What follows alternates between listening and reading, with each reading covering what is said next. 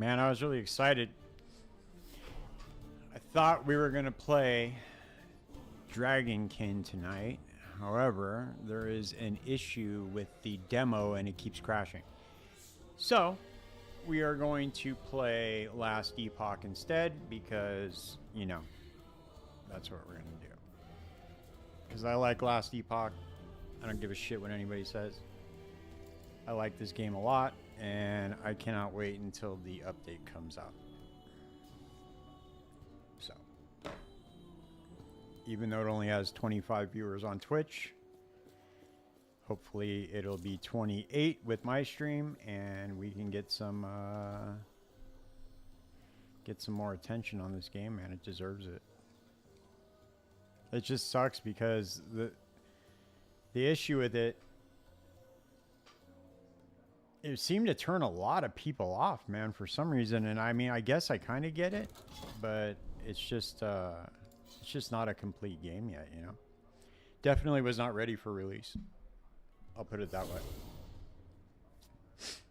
They should have waited. I know it was in beta for a long time, dude. I know, and I know that it must be so tempting when you're working on a game to like want to release it because you know you're proud of it and stuff. But man, they should have just waited.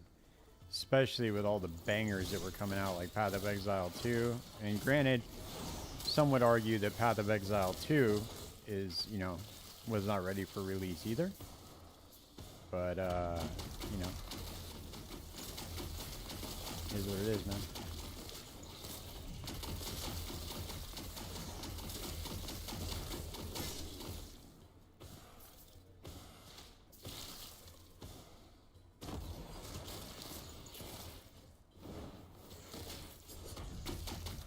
Man, I keep forgetting to turn my shotgun on.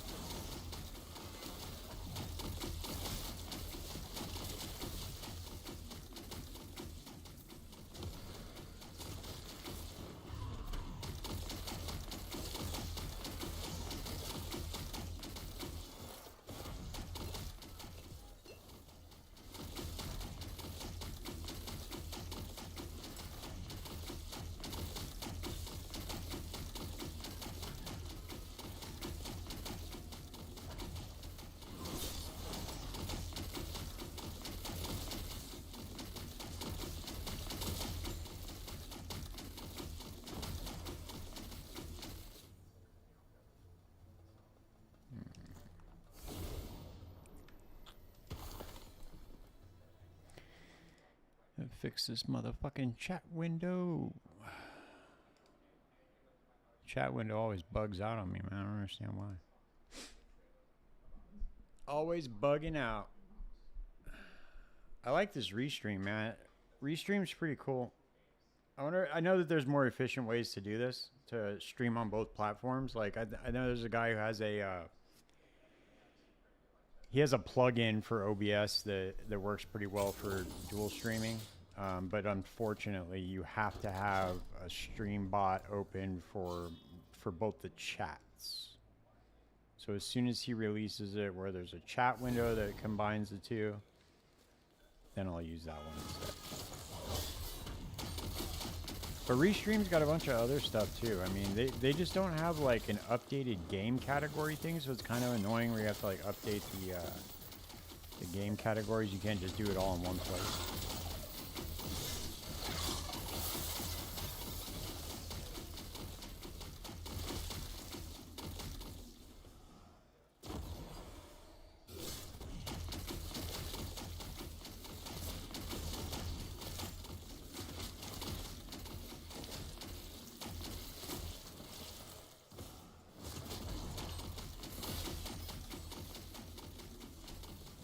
Yeah, keep following me, dude.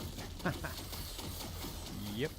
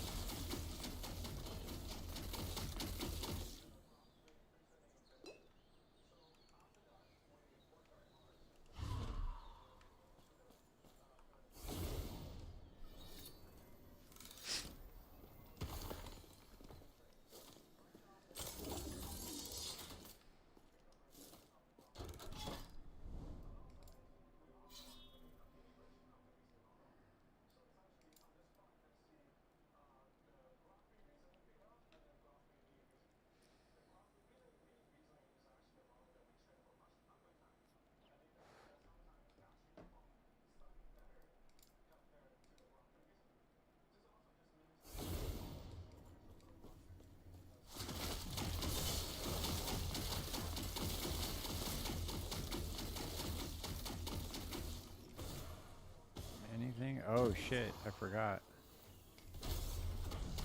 Forgot I had that up there. Damn, this thing does not auto-target well. If there's something nearby, you're kind of fucked. Ooh. Does not auto-target well if you're close to an enemy. It shoots like random places and I don't know. Damn, you know what I should have done with that? I don't know why I didn't do that, but I should have put my wand in there that I have. Why didn't I do that? Eh. That's not bad though. I mean, that's a good leveling unique.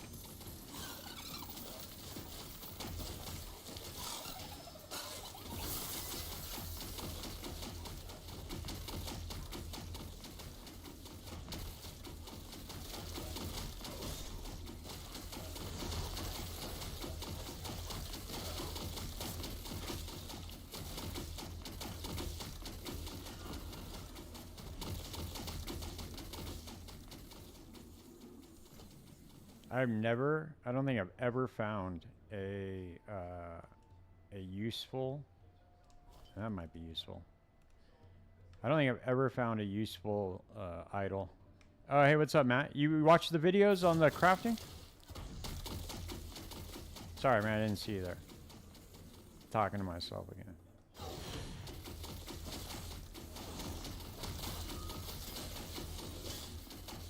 Did I do a good job? Like, was it easy to understand?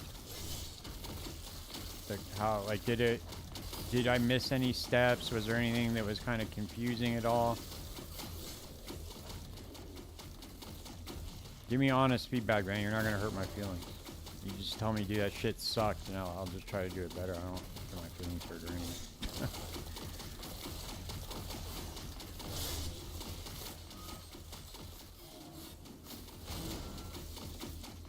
Because I was thinking about putting out another video kind of highlighting like I did for you last night with the differences between the two games. Okay. Yeah, so as it goes on, like the later videos, right? Because I go into more complex type stuff. You might have to rewatch it a couple times just because of the way the steps are. Like, because I'm looking at... Okay, so like, so when you're using fossils to craft, like you're putting the fossils in the resonators, those both drop from delve. So that's like where you go in and you have the mine cart that follows you, and you keep going deeper and deeper and deeper into the delve, and it gets harder and harder the more you go down. You find more rare type fossils and resonators. Those work really well for crafting like cluster jewels or specific wands for like hex blasts and stuff like that. I'm trying to think. Oh, the essences, right? The essences you just spec into your map, your Atlas passive tree. You go just straight for essences. That's where you'll get those at. They're just imprisoned monsters. You can put about 5 or 6, I think, in a map max. That's where you get those. I'm trying to think of what else I have in the video. Because sometimes the thing with Path of Exile 1 is sometimes you have to farm different stuff. So like for instance, like let's say I'm trying to craft an Ice Nova Frostbolt's wand. Like I need to farm essences. I need to farm harvest, right? Because I need the life force to get to the harvest bench. So you need to farm that. Like this is only if you're in SSF. You can buy all this stuff through the currency exchange if you're in trade. But they're just like, there's different mechanics depending on what type of crafting method you're using. So you would just go farm that mechanic if you're trying to use that crafting method, if that makes sense. I'm trying to find an easy way to explain it, but some of this stuff is just complicated, man. There's just no getting around it. Watch the Ice Nova of Frostbolt's wand craft that I did. I think I do a pretty good job of explaining the fossil mechanic in there. I think I use fossils, if I'm not mistaken. I might not. I might just use the harvest bench and essences, but either way, you kind of get a good idea of like the different types of mechanics and what those currencies do from the mechanics themselves.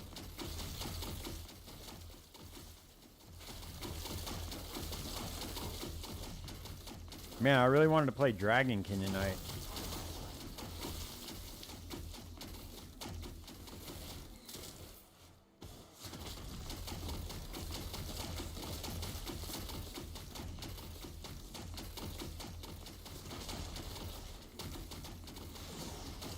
Alright, man, for sure.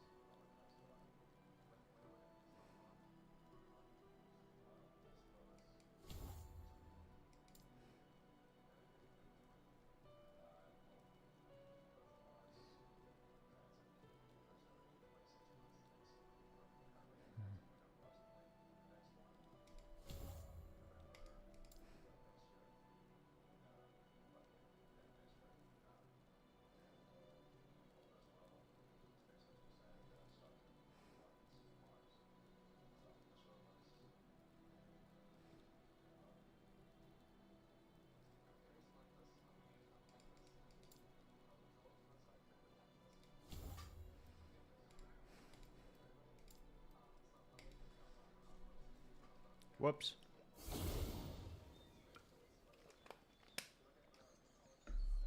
I did not just do that for the record.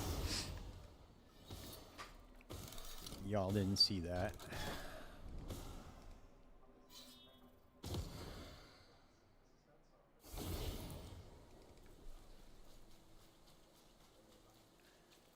Man, this machine learning programming is off the motherfucking hook.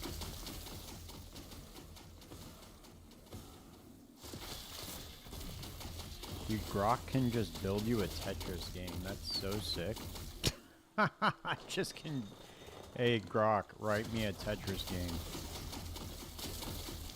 Fat. We are living in a world pretty soon where you're just going to be like, hey, guess what, Grok? I want you to write me an ARPG that has 12 classes, 48 ascendancies, just like Path of Exile, except I want it to have X, Y, and Z, this, and it's just going to write the game for you. And you just be able to play it right there in your prompt. Fucking wild, dude. That shit is coming. And then pretty soon they're going to have a virtual reality ARPG where you are going to be in a haptic feedback suit, like Ready Player One. You're going to grab yourself a sword and you're going to go fuck some shit up. And then when you get hit, you're going to feel it. Should be kind of cool. Damn, dude, my shit ran out already. That's crazy as fuck.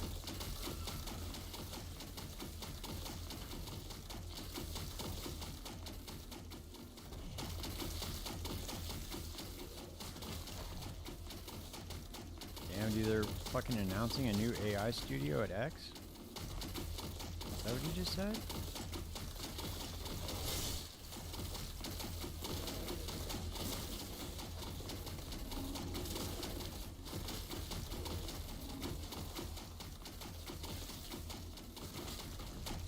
Oh shit, I missed it.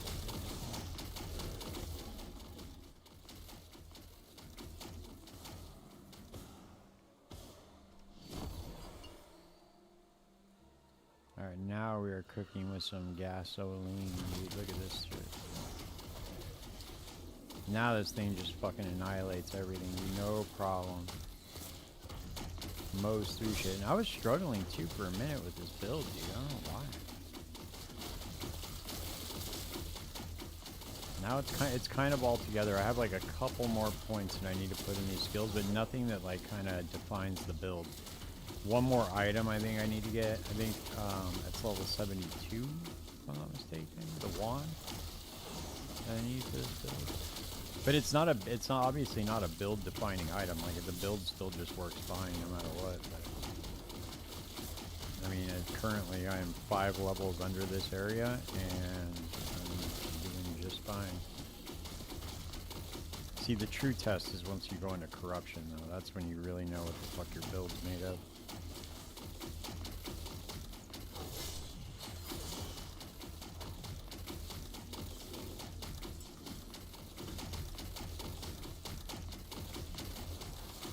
I guess we're really going to find out what we're made of here in a second once we go fight this boss. I don't think this boss is too difficult though.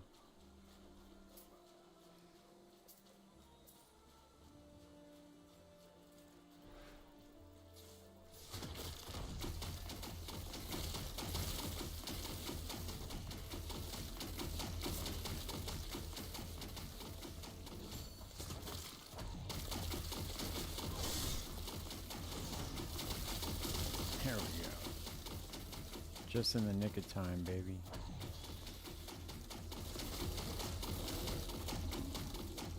I want to figure out how to get permanent uptime on that Reaper form, though.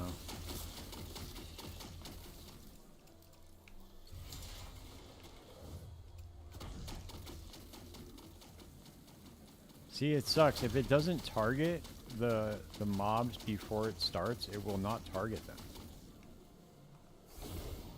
Very weird. It like auto targets onto something and then it won't let go of it.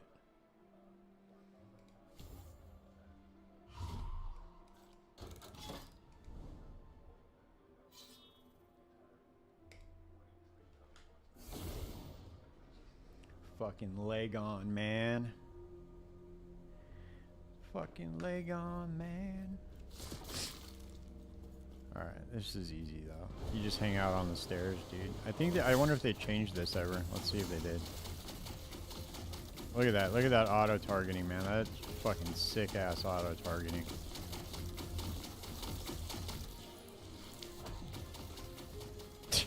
What is it trying to hit?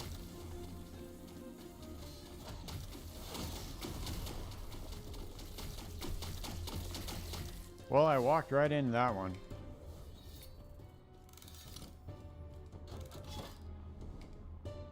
This is probably going to be a little bit difficult with this build. I just got to hang out on the stairs. But the problem with this build is the main damage comes from that Stygian beam. And that beam just sucks when you're trying to hit one thing. Like, watch. I'm obviously going for the tentacle, but let's see how many times it takes me before... let's see. See? Why is it firing over there, dude? What is over there?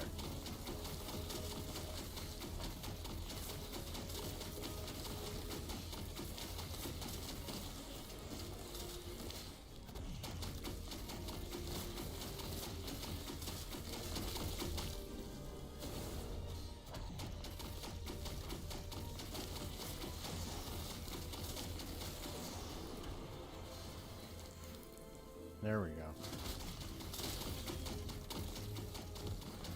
It's kind of shitty you can just cheese that boss, but whatever, dude. I'm not really gonna play. It was worse before because the tentacle used to like move and then you could just hang out like on the bottom of the stairs and you just couldn't hit you. If you were a ranged build, you could just sit there and just fucking post up.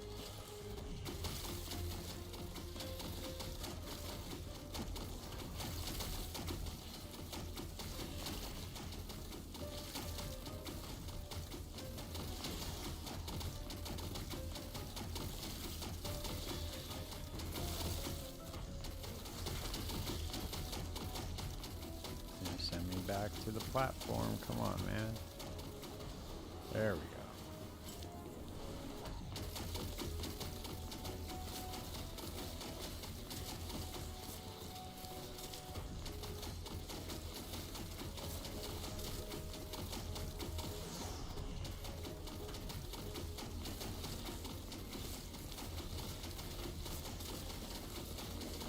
This is kind of weak, but whatever. I like this. If I can cheat and beat a boss, I'm gonna do it. 100%. I'm not fucking. Why make it easier? Or why would make it harder on yourself when you could just make it easy?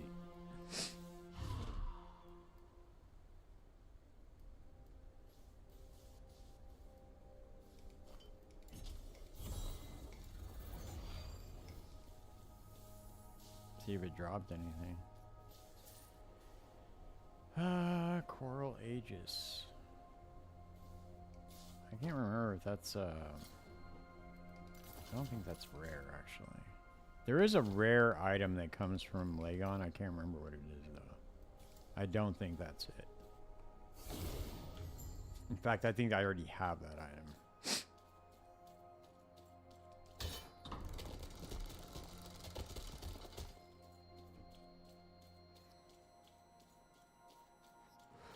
I don't know if anybody saw, but there is an asteroid hurtling towards Earth right now. And it is going to hit the planet in 2032. It is big enough to destroy an entire city. And they keep saying, oh, it's a 1 in, one in whatever chance. Now they're like, oh, yeah, now it's a 3% chance. No, it was like, oh, it's never gonna happen, it's impossible. And then it went to that to 1%.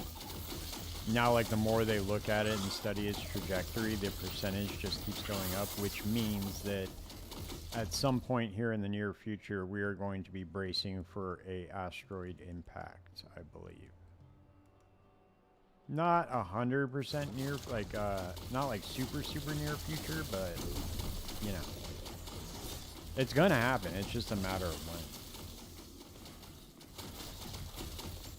Like, we've been getting hit for the entire history of the planet, so we live in a cosmic shooting gallery, so at some point in time, we are going to get hit. 2032 is what they said. At least it's not like bad, you know, not like a civilization ending event. We'll be fine. Whatever city it hits is obviously not going to be fine, but I'm sure we'll have plenty of time to evacuate that city. Might even be able to deflect the asteroid.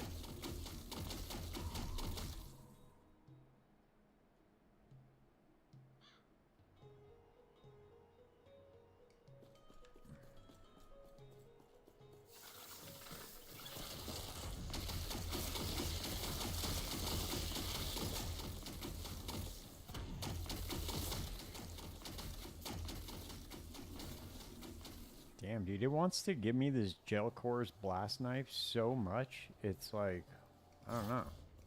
It's like every other Harbinger I run into has that shit.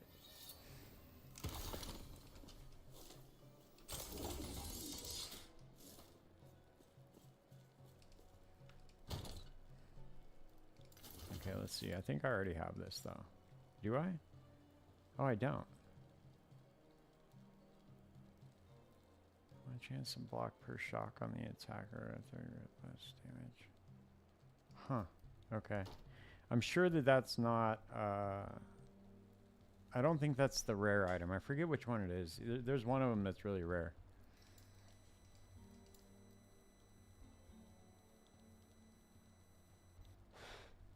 Holy shit. I thought that was level 72.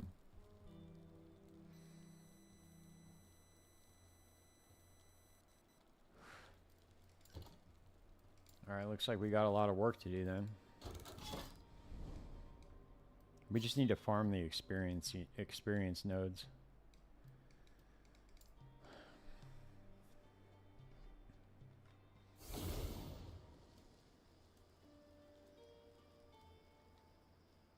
Oh man, they're talking about gamma ray bursts. Only one extinction event on the planet in the history of the planet they think was caused by a gamma ray burst, and it was the Silurian extinction event. I believe it was 400 million years ago, if I'm not mistaken. Here's the one right before the dinosaurs, if I have my history correct.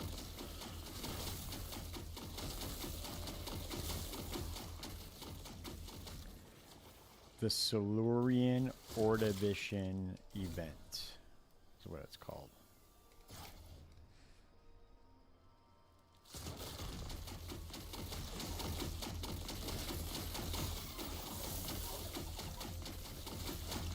In case anybody watching my channel ever wants to know about astrophysics or the history of the universe.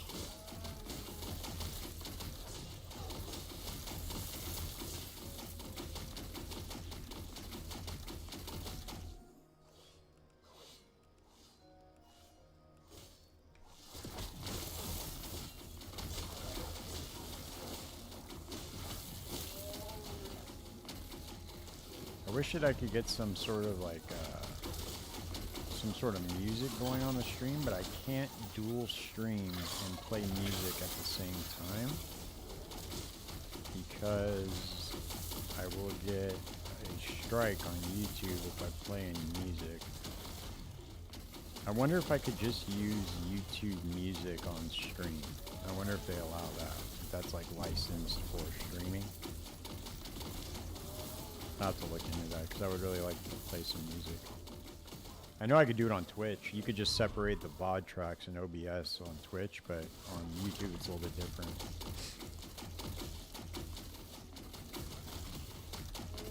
I tried doing it one time and I messed it up and they just muted my whole stream on YouTube.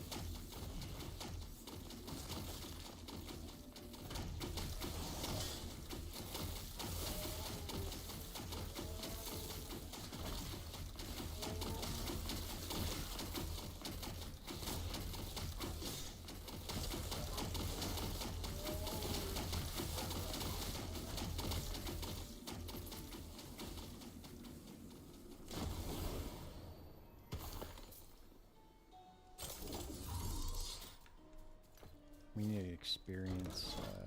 We need experience echoes, man. Where are they at?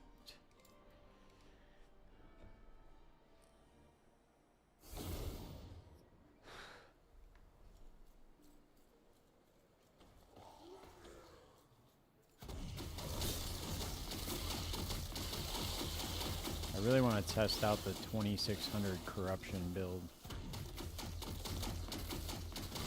before the. I'm gonna test it out before the update for sure. I really want to play Dragonkin, but I don't know what the fuck's going on with their demo, man. It's just crashing. It starts up, I get the banner, and then the game just crashes. They said that they're looking into it, so I don't know. I don't really know anything about this game studio, so I just know that they paid a bunch of streamers to like promote it. So you know, I wanted to kind of give it a shot myself because you can't really trust that because obviously they were paid. So you know, one of those things. This is not corruption at all, Matt. This is, I'm getting up to corruption. This is a new character. I'm playing this Lich build, and the only character I have up to corruption is my Spellblade, and that's only at 100. It's just at the very beginning. I haven't begun pushing it. I wanted to test out some different builds, kind of find out what I really wanted to take the distance. I don't know if you were, I don't know if you saw, but somebody in my chat the other day was at 2,600 corruption. 2,600, dude. You know how insane that is? Oh, shit.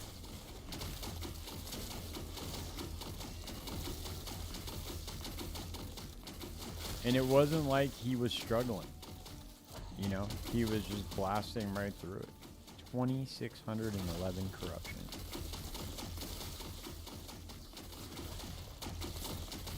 Pretty insane. Yeah, this was a necromancer. It was a Wraith Lord necromancer. If you go to my my Twitch VODs, you'll see it. It was two nights ago. You'll see it in the chat if you go on the Twitch VOD. It should be on there. He linked the YouTube video and everything, dude. It was pretty intense, man. I was like, whoa. That crazy build that guy had. And the crazy thing is I didn't really see anything that was like too spectacular, you know? It wasn't like he had any like super rare items or anything. It was just kind of, you know, normal. Normal necro build, Wraith Lord. Dude, this auto-targeting on this skill is the most god-awful thing I've ever seen in my entire life. Dude, look at this. It will not hit the monster.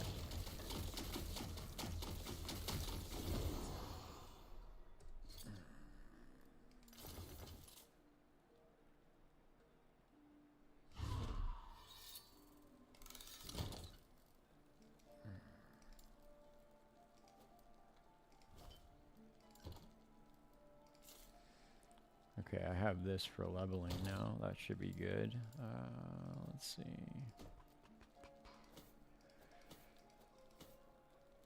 That's got Tempest Maw. You also summon 4 Storm Sprites around the totem. 15-second cooldown.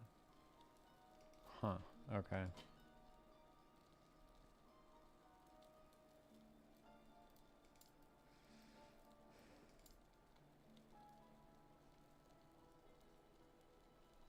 Oh shit, I don't have this yet? Okay.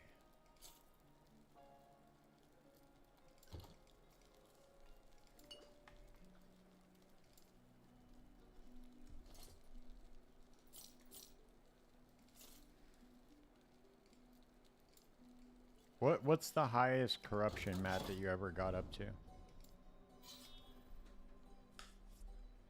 Highest I've ever been up is almost, I think almost 700.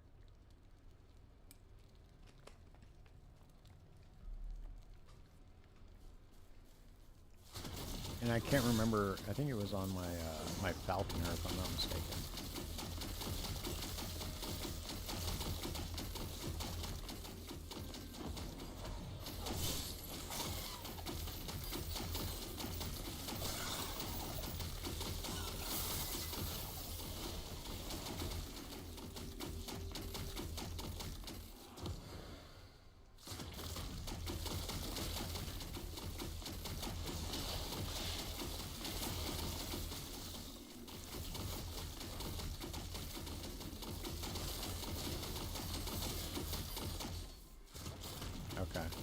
Did you play...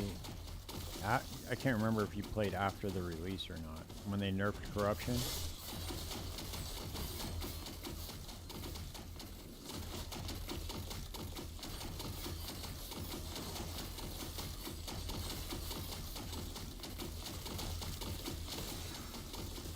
Because it got a lot easier before. Yeah. Okay, yeah, I think that was right after the release. think it came out in March. I think it's 24. I think it's been out about a little, almost a year, I think. But it's they nerfed corruption, so now like 280 is like nothing pretty much now. It's not the same as it used to be. Like pretty much if you're at 280, they consider that low corruption now. Now people are doing like 5, 6, 700. Homeboy did 2,600. You know, and I mean, you're still at that corruption. You're still getting one-shotted no matter what. That's literally, it's almost hard to fathom not only how long it would take to get up there in the corruption, but also just, you know, how much you have to be paying attention to not get hit by anything. I mean, you get hit by like a spire in the Echo and you're done.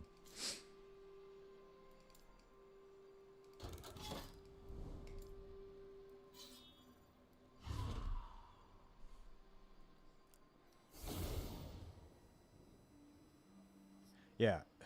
Yeah, that's before they nerfed it.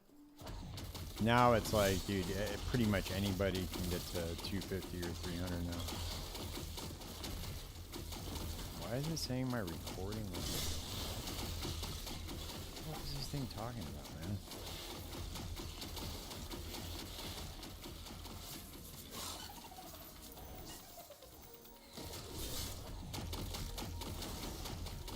Oh my, okay, I know what it's saying.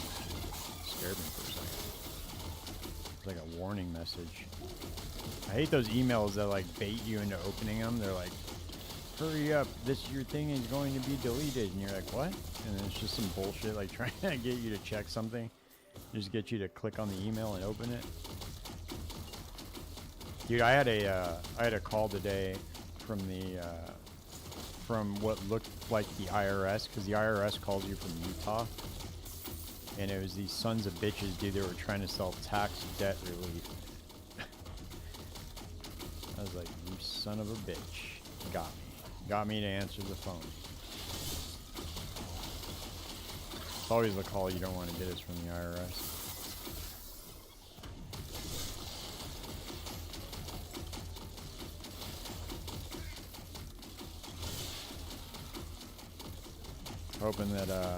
Hoping they do something with that IRS, man.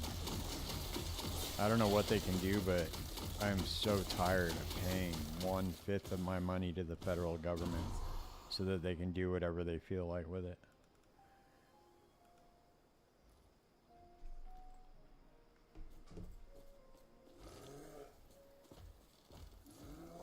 And it seems like I blink my eyes and it's time to file taxes again. It's just never ending.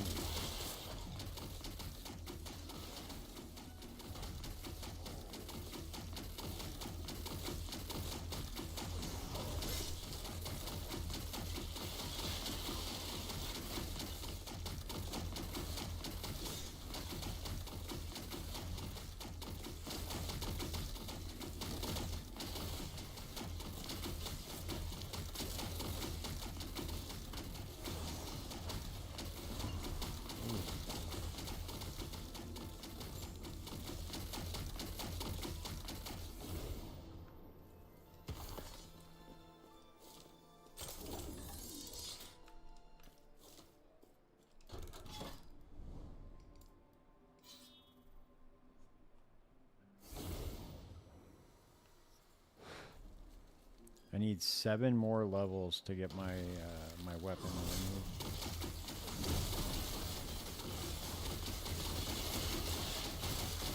removed. Hey Matt, are you gonna be on for a minute or what? Because I can show you. I know you were asking about like the end game mechanics in PoE. I can kind of walk you through if you want. It's up to you. Have like a Q&A or whatever. You know. Okay. After this Echo, I'll log on to Path of Exile and I'll show you some stuff real quick just to kind of give you the rundown on it.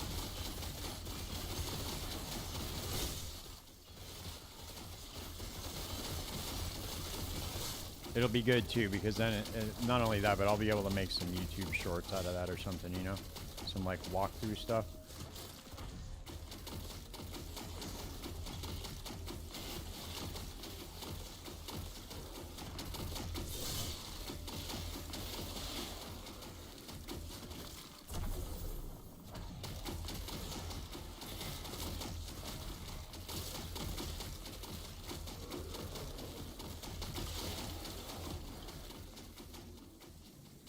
Okay.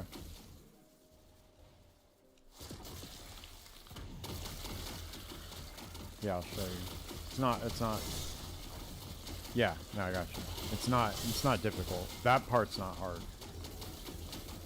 It's more or less just understanding like the weighting of the affixes and like what can roll on what items, because there's a bunch of like different influences that are on items. Yeah, I'll show you. I think I have a decent way that I can explain it that make more sense than what I told you before.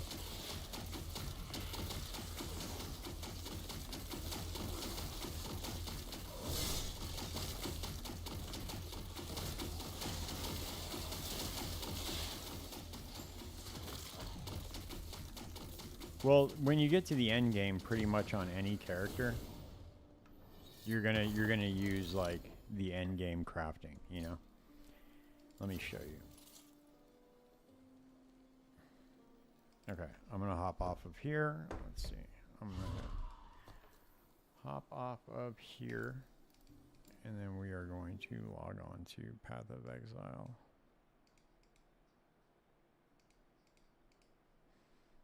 I wonder if this Dragonkin thing, it's not gonna work. I already know it. I made a there's multiple posts in the forums about it. Yeah. So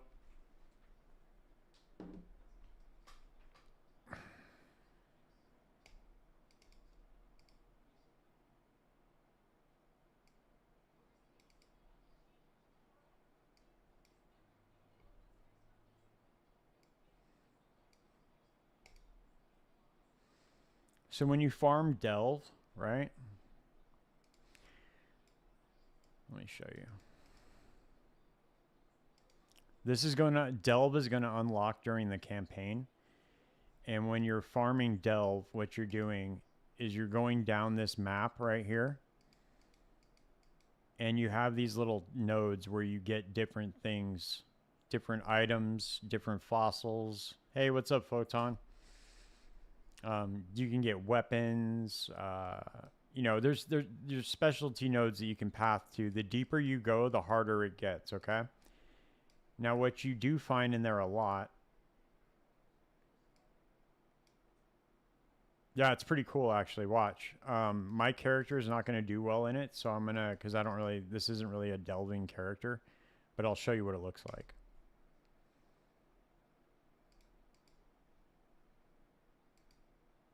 So as you go through your maps, you collect this thing called Sulfite, right? Now, Sulfite is going to power your mine cart. Once you click here, you follow this mine, and you don't want to lose sight of the mine.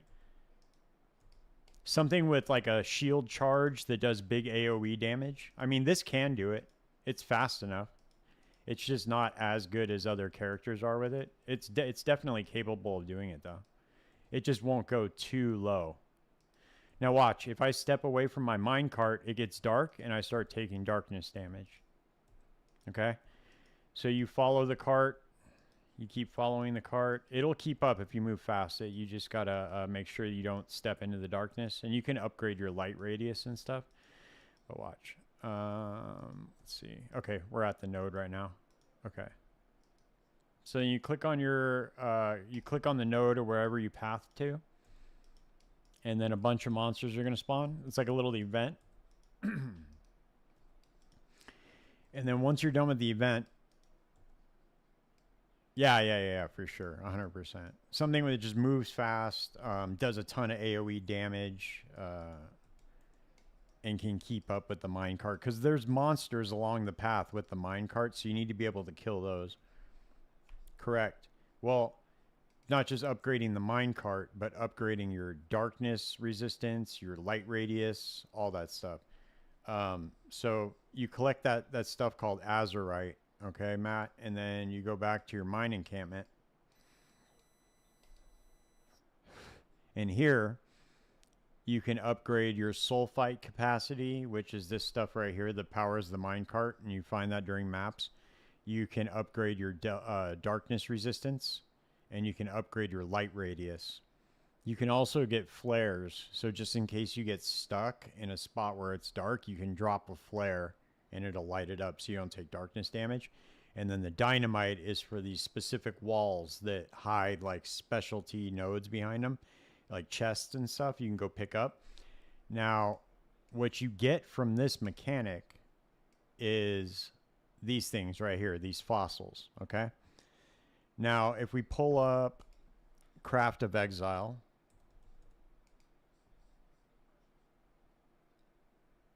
oh man, my neck sore. I got on the rowing machine today. It fucked me up. All right, let's see.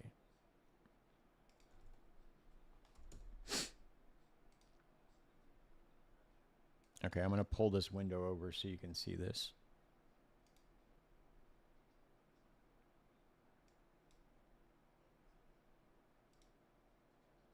Okay. You see here, I have just a regular wand pulled up, okay? Now, this is Craft of Exile. This is going to tell me what prefixes and suffixes can roll on a wand and at what item level. Just ignore the weighting for now, okay? Look at right here. You see how it says the tag is elemental, attack, damage. This one says lightning, elemental. This one says physical, attack.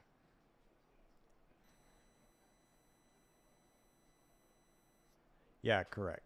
Better the darkness resistance is key, especially when you're going down deep. You start taking a lot of damage. Okay, cool. So you've used Craft of Exile. Okay. So we look here at this fundamental fossil. Let's just take this for instance. This says more attribute modifiers and no critical modifiers. You have resonators here. Actually, I have some that are already made, so I'll just use those as an example. Let's see where I have them at. Okay, they're right here. This is what they look like. When you slap a fossil in, it turns into this. Now, what this becomes is a deterministic chaos orb. So remember how I showed you the chaos orb re-rolls the entire item? What this does is it re-rolls the whole item, except it's going to give you more caster modifiers and fewer attack modifiers. Okay? So keep that in mind. Now, let's say that I have a very, very, very specific modifier that I'm trying to get on an item, right? What I can do is I can take one of these prime chaotic resonators and I can put 4 fossils in this. So I could do, like a good example is this, actually. Let's use this one instead, the powerful chaotic, right? I can take this. I can take a metallic, serrated, and a shuddering fossil. And if I use that on a wand, it's only going to leave plus chaos damage and a few other modifiers, like +1 to chaos skills. So let's go back to Craft of Exile. Let's see, where is plus chaos skills? So you see how the plus level of the chaos skills gem or spell skill gems has the caster modifier, and then where are the and then this one also has caster and chaos. So if I use these 3 fossils, or maybe it's not serrated, actually. It might be something else. I have to look up the... oh, it's fundamental, I think.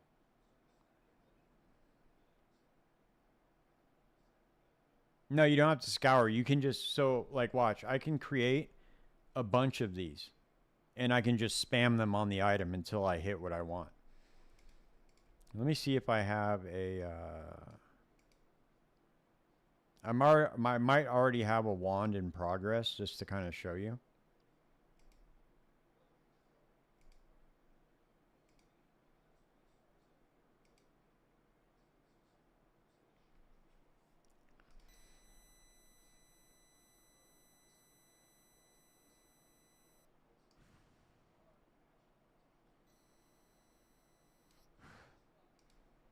So basically what it allows you to do is remove certain modifiers so it forces the item to roll specific modifiers. Just so I can give you an example, just to make it real simple, because I can't find the wand that I was working on right now. I just merged my characters so all my stashes are together. Let's say that I want let's say I want to roll cast speed on an item, right? These two are speed modifiers, but one is an attack and one is a caster modifier. So if I use a fossil that has more speed modifiers and fewer attack modifiers, it's going to roll cast speed most likely because it's going to eliminate all the other speed modifiers. I guess there's projectile speed too, but it's going to have a better chance at rolling the caster because I put the more cast on it. Exactly. There you go. So you're getting it. It's not difficult. So like let's say you get because chaos plus the chaos skills is actually a prefix, but you're correct. So like let's say you got the plus to chaos plus to spell skill, then and you have an open suffix, you can craft that meta mod on there.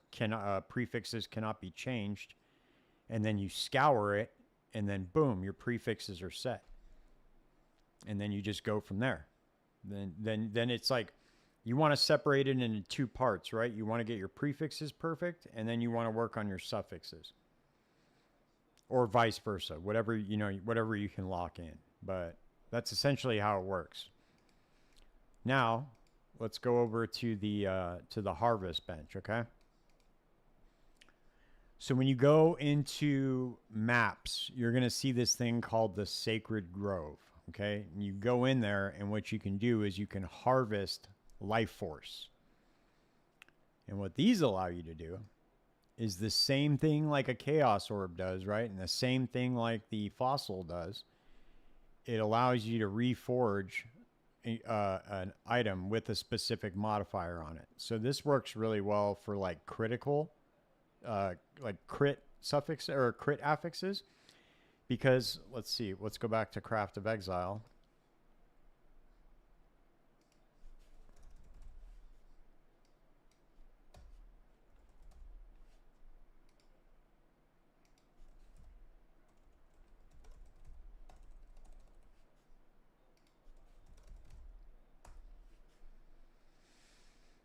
Okay, so like on the suffixes, right? You have crit chance, spell crit chance, hold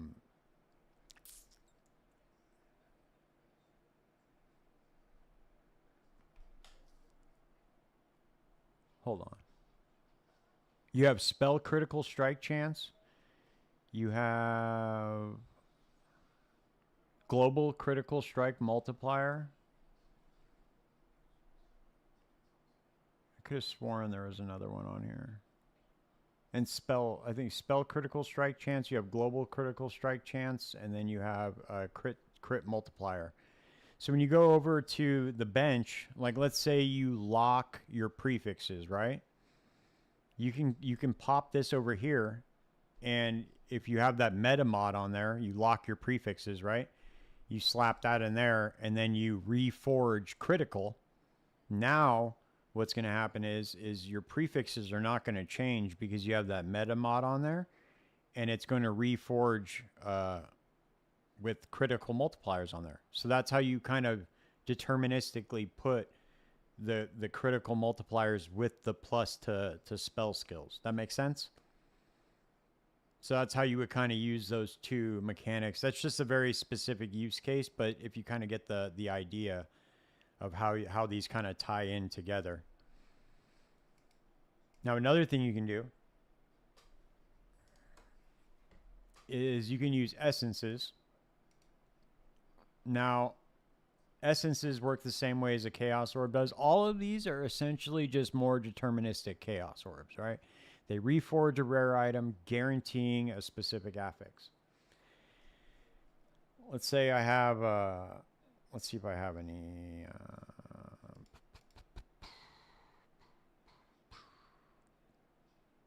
okay, here we go.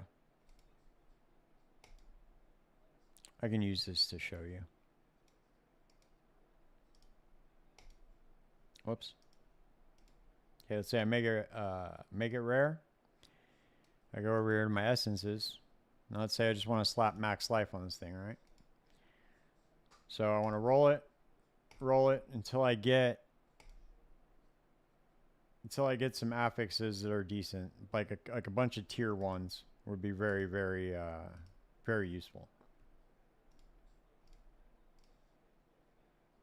There we go. Okay, let's just do tier 2 for now, okay? So I have my 3 suffixes. Let's say I wanted to.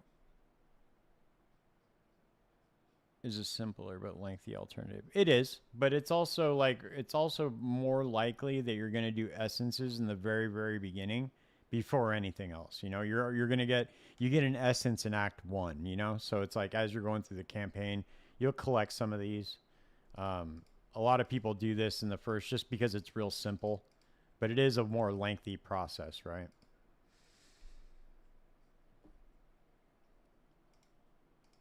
So if I wanted to, I have my max life on there, right? And I have my 3 suffixes, but I already showed this to you how you can put the meta mod on there.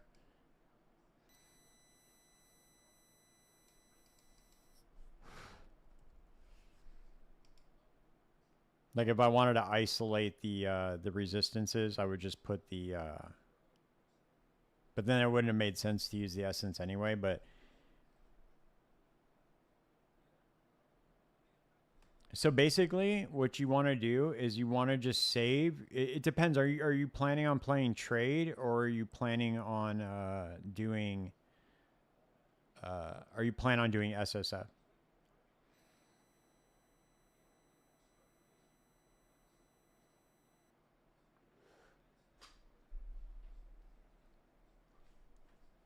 Trade. Okay. So essentially, you just want to save your chaos orbs that you find until you get to. You can use those in the campaign because you are going to find chaos orbs more than likely during the campaign. I always find at least 5 to 10, and there are specific things you can do like demolition contracts and heist. Watch. Let me show you this. This is really cool too. So let's say you find these things called rogue markers, right? You click on this and it's going to open up a portal to the rogue harbor. It is kind of a job, dude. But look, so you go here and let's see, where are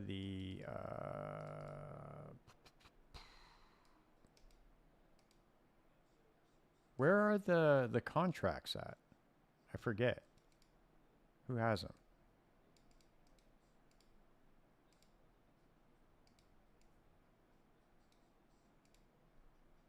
Here we go.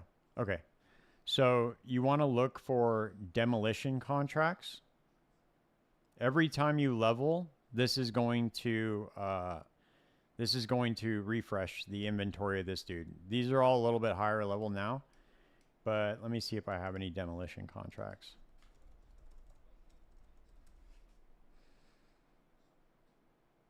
Okay, here we go. So what you're looking for when you do this, you come over here, you prepare the heist, you pay the fee to get them. Each one of these rogues specializes in a specific job, pertinent, not pertinent, but depending on what the contract job is. Like this is demolition, so the 3 that can do demolition are Huck, Tibbs, and Vinderi. And then they level up every time you finish the job. But in these demolition contracts specifically, they have these chests that drop chaos orbs. So this is a really good way to farm chaos orbs in the campaign. Because you're gonna get to heist is really fun. You basically just go through here. You don't sound off the alarm, so you wait and try to find these specific chests. Watch, I'll show you.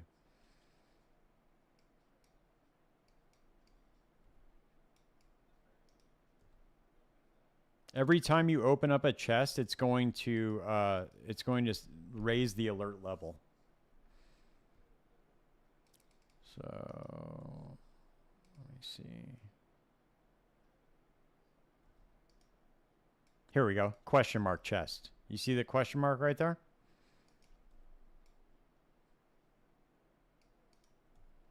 So you just kill the dudes real quick, and then you open up this chest. It's going to raise the alert level a little bit, but no big deal because it's not going to go too crazy.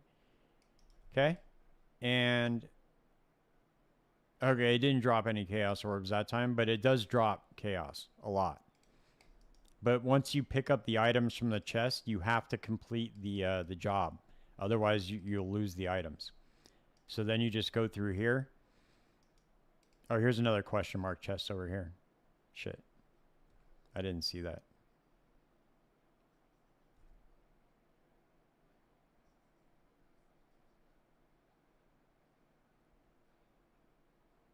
Where are we going?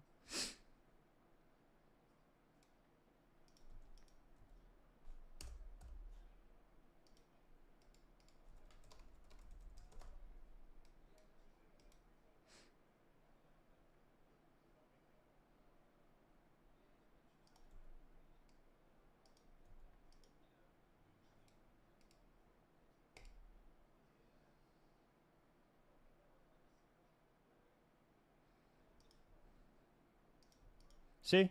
Look at that. I got 2 chaos from it, okay? And some chaos shards. So this is a really good way. You just run these real quick. You can blast through them relatively fast. And those question mark chests from the demolition, they drop chaos like a lot. And you can use those to trade for items during the campaign. You get like 20 chaos, dude, and you can pretty much gear your character up pretty good for the campaign. So you just grab this, you grab the item. Yeah, just don't get killed. But it's okay. I mean, if you have a character that does damage to you, you'd be fine. You know, you just run through, man. Get back to the beginning.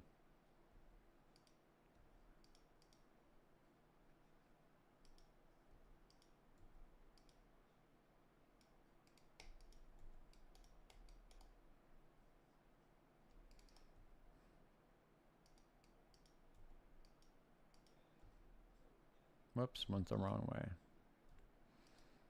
Okay. Boom, right? Now I have the contracts complete.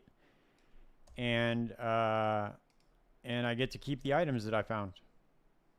I got 2 chaos from that. So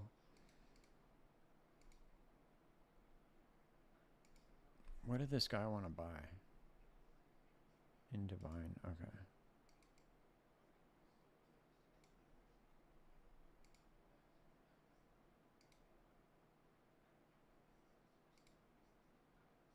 Oh, it's right here.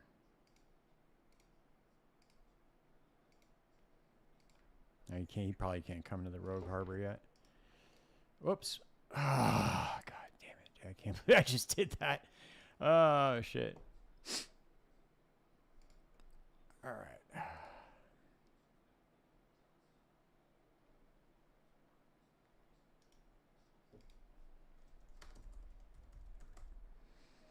So does that kind of make sense, Matt, about the heist?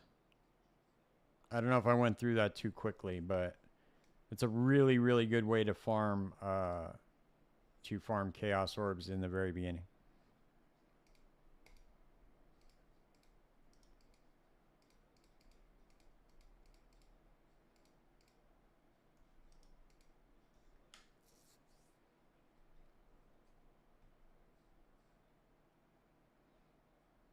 And you can also get fractured items like this too, like how they have the fractured affix on them. It's a really good way to get some crafting bases to either use or sell. You can get a lot of good stuff from Heist, dude. Heist is a very, very lucrative mechanic to run in the very, very beginning. Towards the end, it started to fall off a little bit for me, but I mean, in the very beginning, dude, it's amazing. It's like Sanctum. Sanctum is very, very lucrative. Yeah, man. So yeah, so that's that. That's Heist. We went over essences. We went over delve. We went over heist. We went over harvest. I'm trying to think of what else I could show you that would be helpful. Basically, you don't want to confuse yourself too much. That'll be good for you, dude. That's pretty much all you need to craft some like really. Oh, I can show you one more thing. So when you go through the campaign, you're gonna run into this guy Einhar, right? And he's gonna have you capture these beasts. Okay. You're gonna go to your menagerie, and you pull up your blood altar, and this is gonna allow you to do a lot of cool crafting stuff. Okay. Like you can create items. You can create an imprint of a magic item. So let's say I'm trying to get a specific synthesized implicit on a magic item using that harvest crafting bench. What I'll do is I can go in here and I can put that magic item in here. And it's going to allow me to create imprints of it. And then I go in and I roll for the synthesized implicit. If I don't get the one I want, I can replace the imprint on the magic item again. So this is very useful for stuff like that. I did not, Photon. It's a good idea. I don't think I have any veiled items, but I can show them real quick. You're also going to run into betrayal, where I'll show you. This is another good way to farm currency and stuff. So, oh, I have a safe house too I can run. Look at that. Each one of these guys belongs to a faction. When you run into them in the encounter in the map, it's going to allow you to, it's going to give you a couple different options. You can either promote them, demote them, or interrogate them, or just kick them out of the betrayal map altogether. You're going to, there's a cheat sheet for this to figure out which ones you want to put in the safe house. Because when you run them in the safe house, then once you run the end boss, you get, you pretty much get all the rewards from every single one of the safe houses that you ran. I think that's the way it works, if I'm not mistaken. It's been a while, but essentially each one of these people, if you get them at max rank and in the safe house, you run their safe house like this, and they all have different rewards that you can get from completing the safe house. And then once you get that,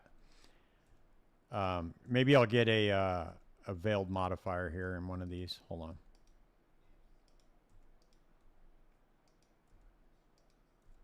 Photon, feel free to help me out if I'm missing anything, explaining stuff to him. It's been a long time since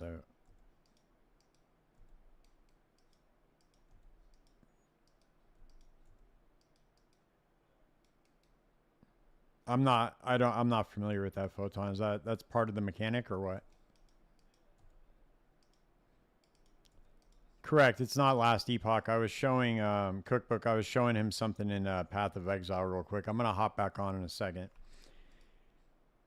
So Matt, yeah, I know. I'm gonna hop back on in a second. I was just showing him some things because this new Path of Exile event's coming up on Thursday. So Matt, once you complete this safe house, yeah, for sure, man, no problem.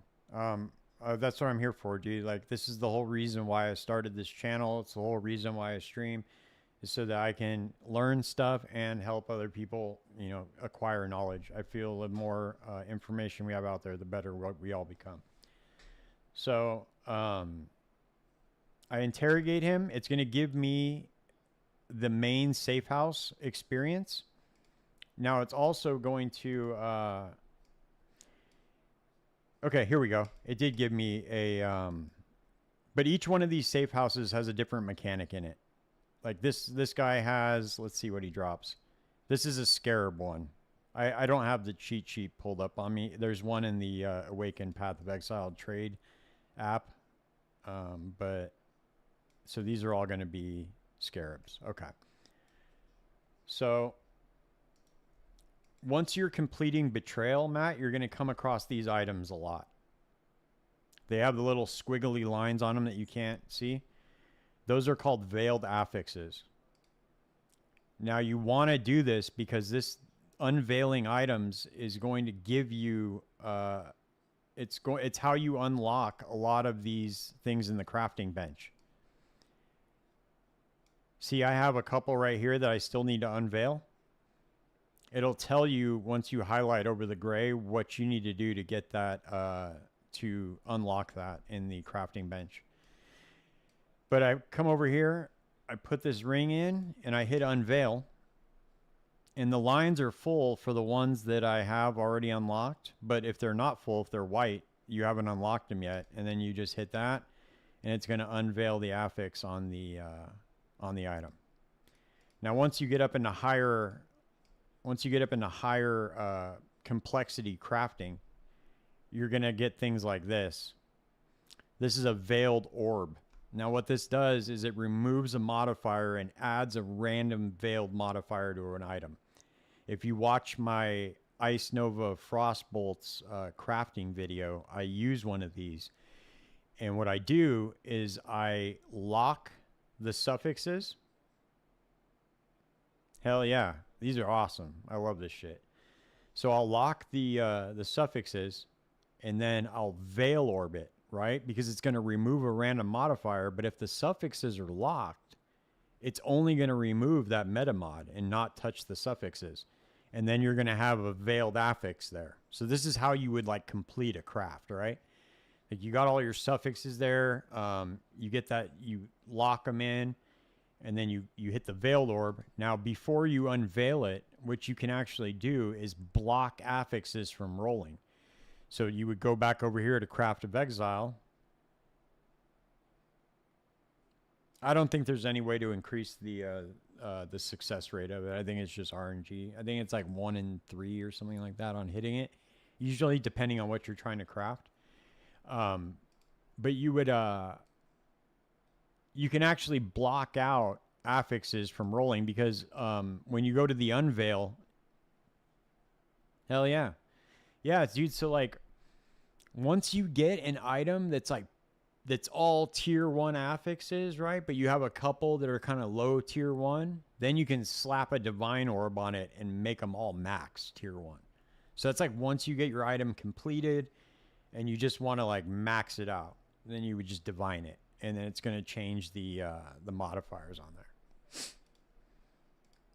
But yeah, so that, I mean, I got into the veiled orb a little bit. I mean, it's a little bit complicated. These are very expensive. So you're probably not going to get into it right away. Maybe not your first event or league. But you definitely want to know it. But divines are used for these special things like locking suffixes. Correct. Yes. So like if you go over here, you want to see your meta mods.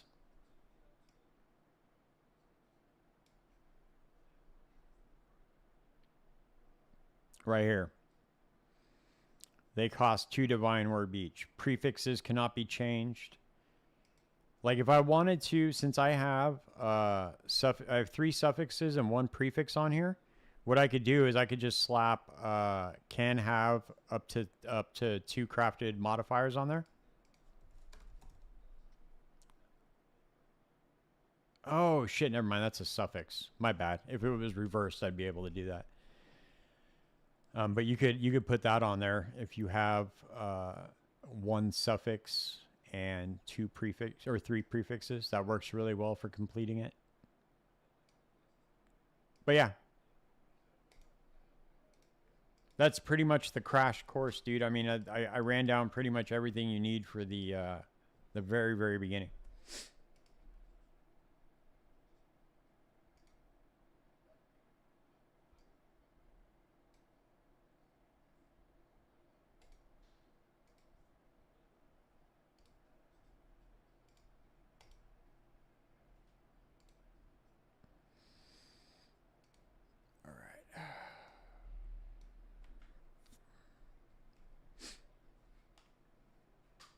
Any other questions, man? Fire away. We got you.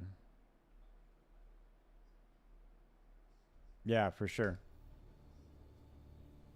Just all depends on the goal. That's why I always say when you're going to craft, already have the item that you want to craft in mind. Like, know exactly what you're trying to get. Yeah, it's pretty wild, right? But I mean, it's not, if you break it down into small parts, it's super digestible. Like, you just go, okay, what is a suffix? What is a prefix? Very basic like that. And then you walk up. Okay, so let's say if I wanted to roll this type of item, what steps would I take? You know, and then you just go from there. What are the very basic steps? You know, is it, what the fuck is going on here, man? That's why I always say, make sure that you know the item that you want to craft before you start crafting, because you don't want to get into a position where you're just like, you're just shooting for random stuff, because there is a very, very specific set of steps to get to the item that you want to get to. You just have to know. Yeah, it's like a puzzle, dude. I love it. I like puzzles. It's like Sudoku. It's like Sudoku, but way more complex, actually.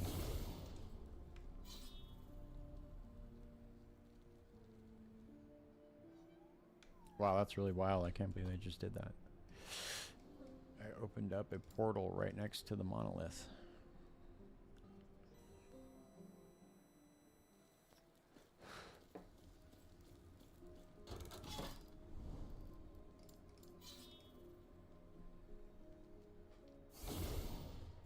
That's what makes Path of Exile such a great game, dude, in my opinion.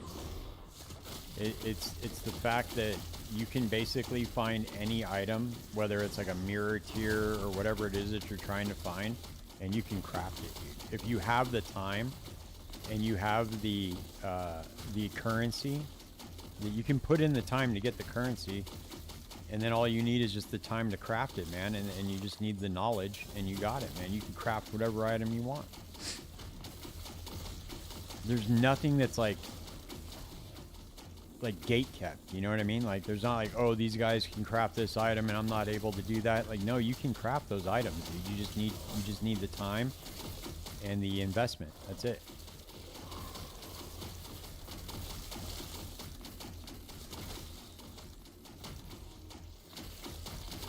Dude, I've crafted some, dude, when you hit like a specific craft, like if you're going for like a triple synthesized implicit item, like some mirror tier shit, it's so satisfying. Once you hit it, it's like, oh my god, it's like hitting the lottery.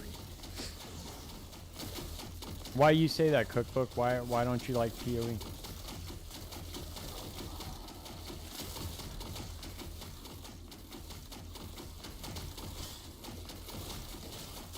I'm trying to convert people, man. You came to the right channel. I want to try to convert you. I'm going to sell you on it. You tell me what problem you have with PoE, and I'll try to do my best to rebuttal it. Maybe I can make a believer out of you. Oh, okay. Yeah, there's a lot of... Well, you don't have to play that, though. You can literally play SSF to where... Yeah, but you don't have to play trade. You can play SSF, and you can do all the same stuff I was just talking about. You just need a little bit more time to farm. That's all. It's really not that big of a deal. A lot of people play SSF, and they make some really badass, characters, man.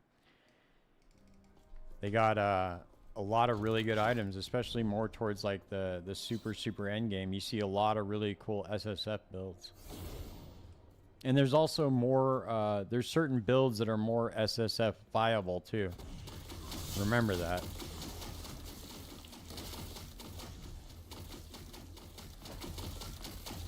Well, we gotta see, Photon, because, you know, PoE 2 is still very, very, very early. So until we get all the skills and stuff, we'll have to see how it really feels. once we have everything. You know, I hate using the excuse like, oh, it's early access, because they've been working on that game for like 5 years, but it is early access, and they've only released a part of the game. Maybe like 1/4 of the content that's actually going to be in the game on release. So we got to give it a chance, and then we'll see. I'm assuming, dude, it's going to be 2 years before that game is ready for full release.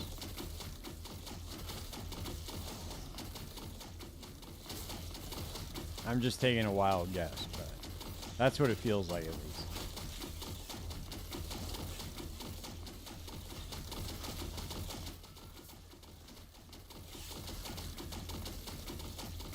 Yeah, I mean, if you consider crafting like inventory stuff, you're correct. There's a lot of that. You know, a lot of the time you're spending time in your inventory trying to put different affixes on items and all that. So I get it. Yeah, it's not for everybody, you know.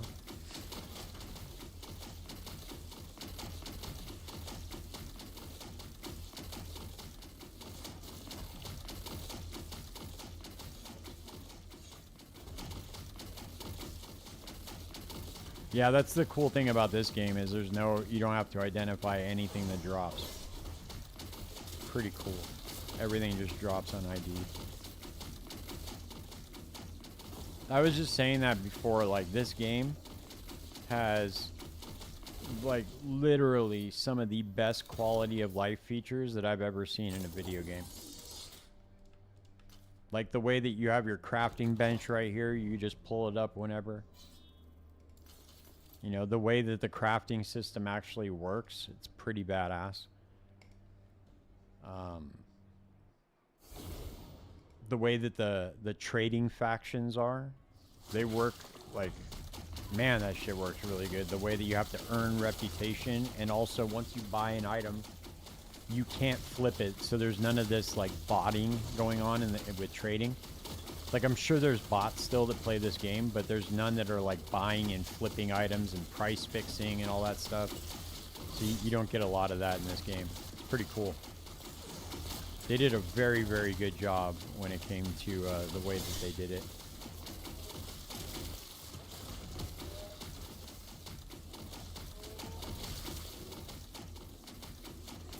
Yeah, I get that.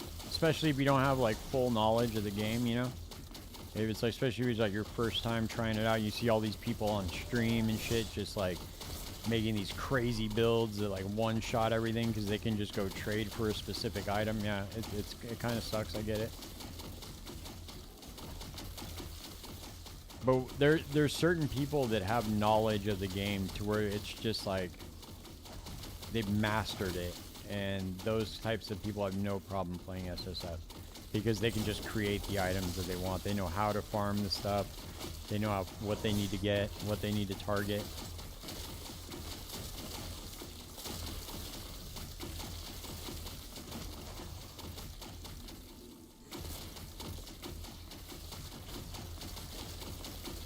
How was it? I played a little bit of Season 7, but I get bored too quick with D4.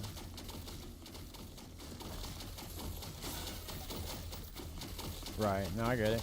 I get it, man. It's no big deal. It's just, you know, it's not for everybody. I just happen to really enjoy the game. I like those puzzles. I just like the systems in the game a lot. Feels good, especially like when you get a build complete or you completed crafting a specific item, man, that shit just feels great. Yeah, I get it, man. The D4, I don't know what they were doing, man. I don't know what they were thinking with that game. I don't know if you saw the Dice Summit with Rod Ferguson. Man, that shit was wild. He was like talking to a room of other game developers, and there was only like 10 people in there listening to him, a bunch of empty seats. I don't know if that's just how it was, but all the other seats looked full for the other games, so I thought it was kind of funny. Oh shit, I almost walked in. Oh. Ooh.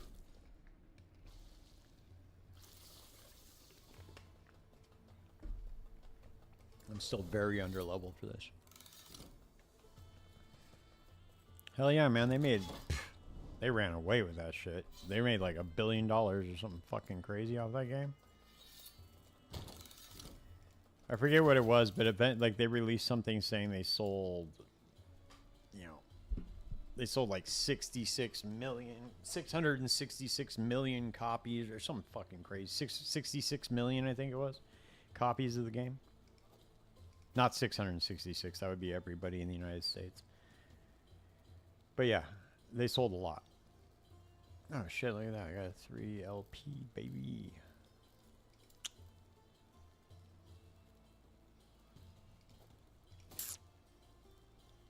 Yeah, they got us, man. They were like, oh, don't worry, we're going to release an expansion every year, and, you know, and it's going to be great. It's going to be just like D2, and we're going back to our roots, and blah, blah, blah, blah, blah. None of it. We didn't get any of it. We just got an armory, dude. Like, what is that? And it's funny because you can tell all the big, like, Diablo content creators, none of them are playing the game. They're all playing PoE 2. Because nobody's watching Diablo. That's what's really sad. You have like a very, very core casual gamer base that plays it. Other than that, dude, like nobody's playing that game. Not consistently, at least. Like I'll hop on every now and then if I'm like super bored of everything else, but I mean, dude, I have to be pretty bored. I'd much rather play D2 than play D4.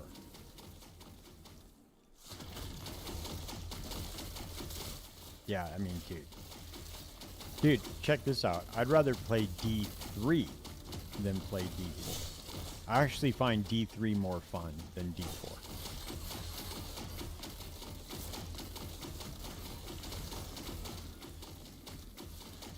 Yeah, it's over and done with, man. Grinding gear games, 11th hour games, these are the studios that are for the future, man. I have a good feeling, man, that last Epoch is going to do big things. I really enjoy this game. I like it a lot. I love the systems in it. It just needs just a few more things, man. And if they built it on like a different graphics engine, I'm telling you, it would be a whole different ball game. If this had good graphics, man, this game would be getting all the praise. The way that their dungeon system works in this game, I think is so cool. And if they just added more dungeons to the game, it'd be awesome.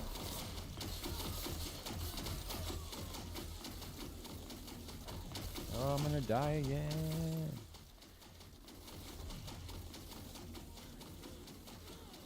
Man, keep following me, guys.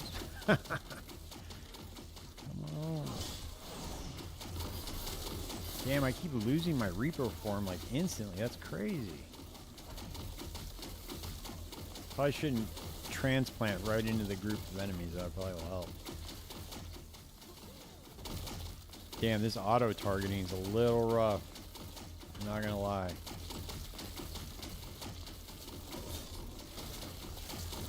Let's try not transplanting into them and see.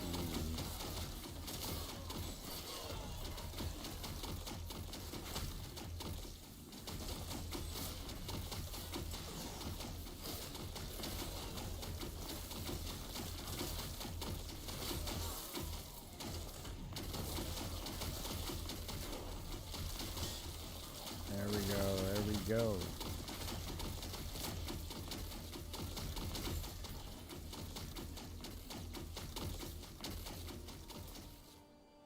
What's your most beloved build, Cookbook? What build would that be?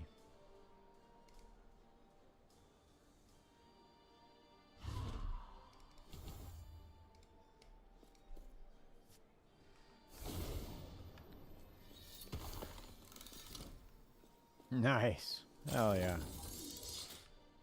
I've never seen that build before. I'll have to check it out. Sounds cool though.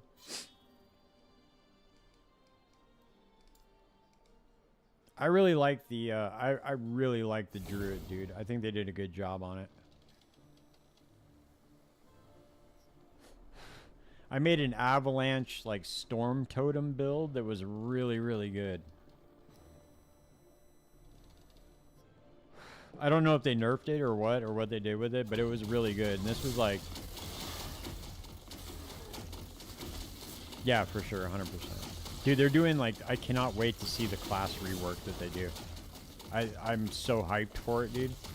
I don't know, not a lot of people are talking about it, man. Like I made a video on the update and it barely got any views. Like nobody was really like interested in it. It's kind of weird. I'm super hyped for it, dude. I think once we get closer, it's gonna get more attention. We're a little bit far out right now. A month and a half. But April 2nd, man. It's coming. We're going to get a class rework. We're going to get an Atlas passive tree, kind of like in PoE. So the end game's going to be spiced up. It's going to be cool.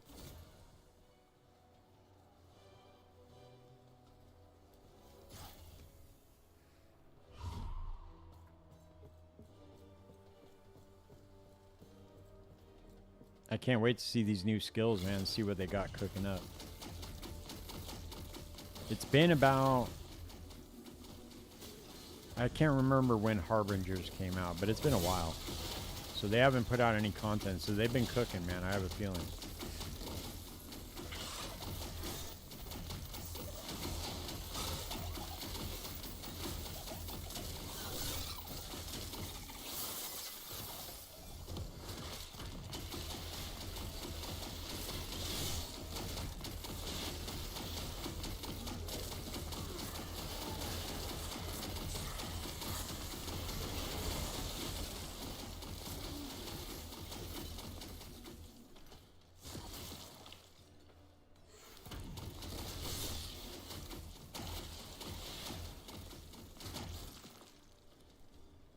$10 months, okay. I knew it had been a while, I just wasn't sure how long.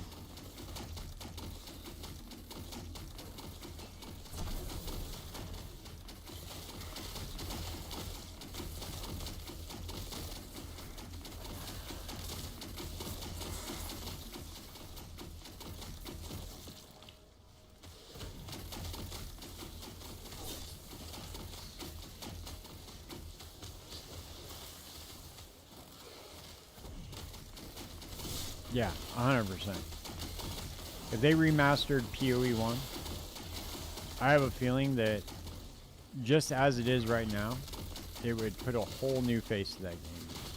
Like people would look at it a lot differently, guaranteed. Because I see a lot of people talking shit on the way the game looks. I don't think it's that bad, dude. I don't know what it is. Maybe I'm just kind of tripping or jaded a little bit because I like the game so much, but I don't think the game looks that bad.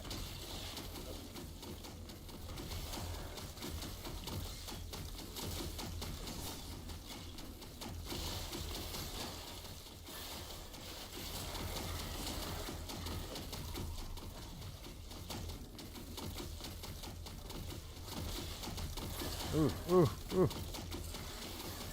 Holy shit.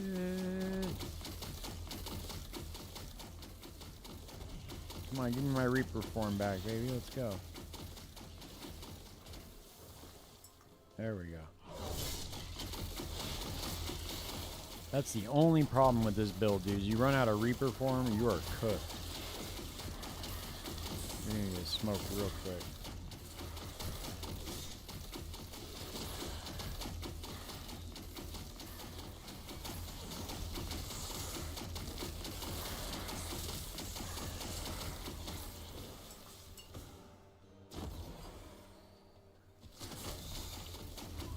Damn, dude. This fucking auto aim is fucking killing me.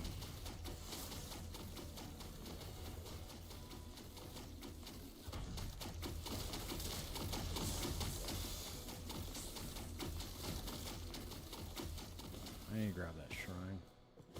I'm way too underleveled for this anyway.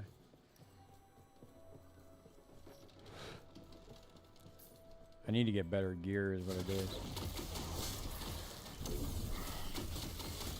See if this will help me.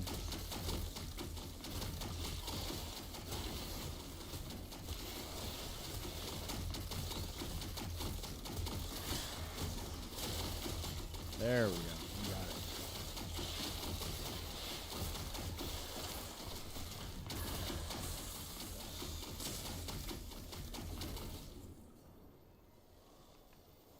Yeah, it's like really Reaper form dependent. It needs this is definitely gonna need a rework, and it's getting it too. The other thing that's getting a rework is minions, and I'm really excited for that. Everything's getting, I think everything's getting touched a little bit. I don't know if they're gonna add. I know they said they were gonna add like these keystone, like kind of like keystone passives are in Path of Exile for the skill tree. I know they said they were gonna add that, but I'm not sure exactly what that looks like. I think I think there's gonna be one per skill. That's a while out. Okay, I wasn't sure. I know I saw that somewhere, but forget what the word was for it that they used. Not keystone, but something else, something similar to that. Yeah. Okay, that's where I saw it there.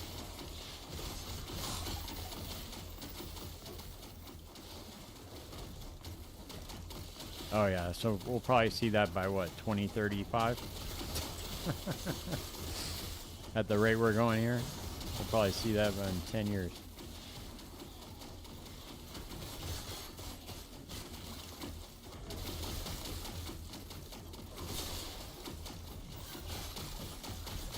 Oh wow, okay. Maybe I'll be dead by the time it comes out then. Maybe I'll never get to see it at all.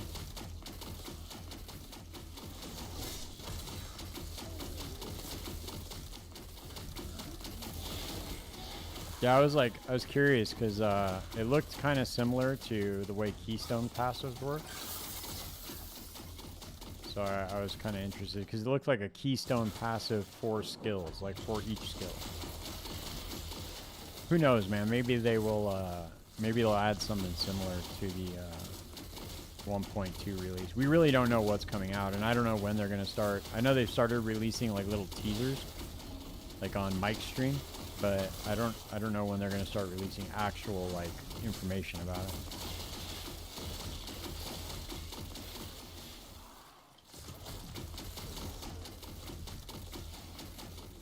Oh yeah, for sure, man. So idols are gonna be replacing the Atlas passive tree. So for instance, like like Unending Nightmare, nodes like that, like where your map is guaranteed to have a Delirium mirror.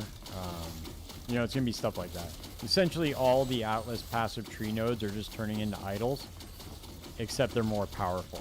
And then also there are unique there's unique items that are idols. Those are gonna be like super OP apparently. Yeah. Well, no, idols instead of the Atlas passive instead of the Atlas passive tree. You're still going to use maps, but the idols are going to boost your maps, just like the Atlas passive tree does.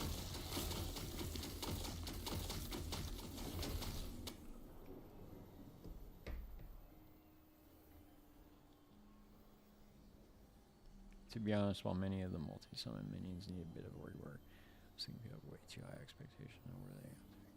Yeah, that's probably accurate. I want to show Photon real quick. The let's see.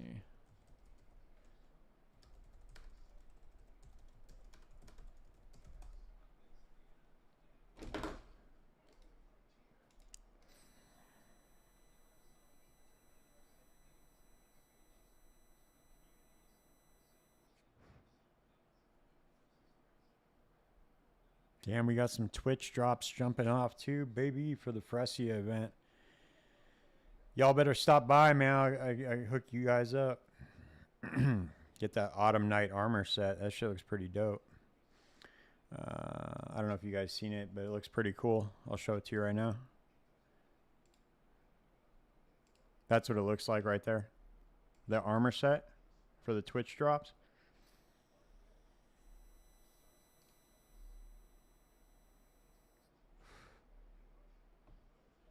No, dude, the crows are a little bit weak, but squirrels are like super OP, man.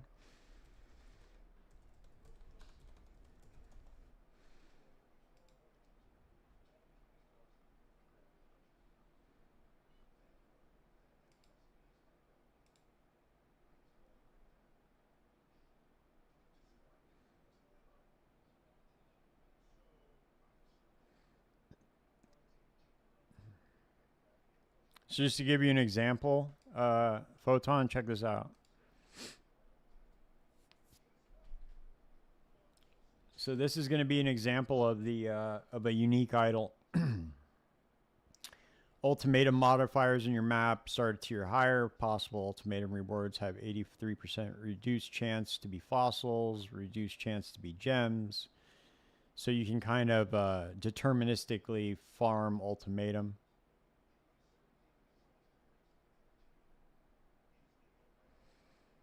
You're also going to be able to recombinate idols too.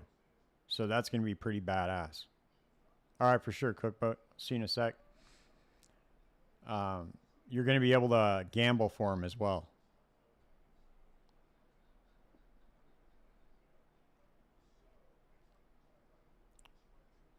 So they're essentially going to replace the Atlas passive tree. Let me try to find the...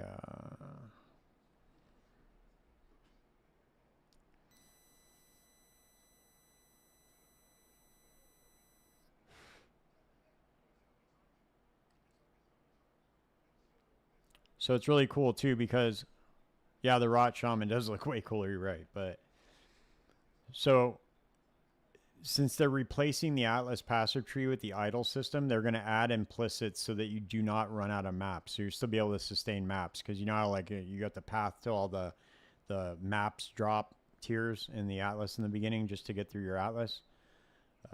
Let's see.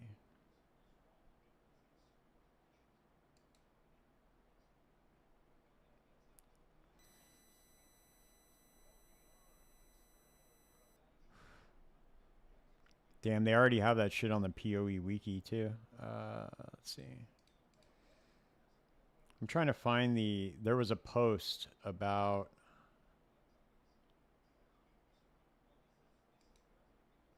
Here we go.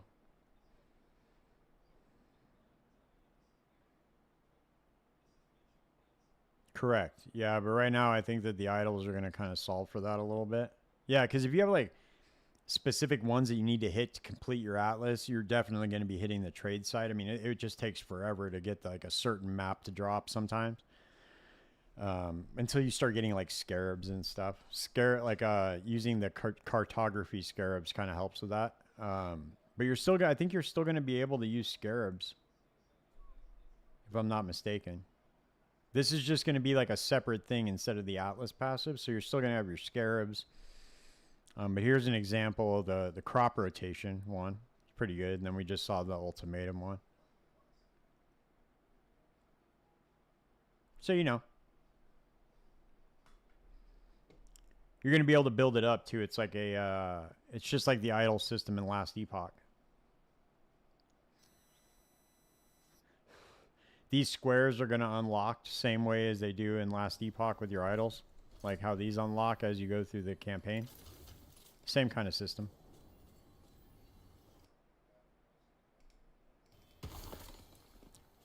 I mean, to be honest with you, a lot of people were not happy about it. But I think it's going to be kind of cool. It's going to be something different. And I think we need that. I'm so glad that they came out with this event. I think it's going to be a lot of fun. You're going to see some super busted builds that are just going to face roll everything. I can't wait. Nothing's going to get nerfed. It's all just going to be on the table. It's going to be a lot of fun, man. Give us something to do for a month, you know, while they sort everything out. I don't mind it.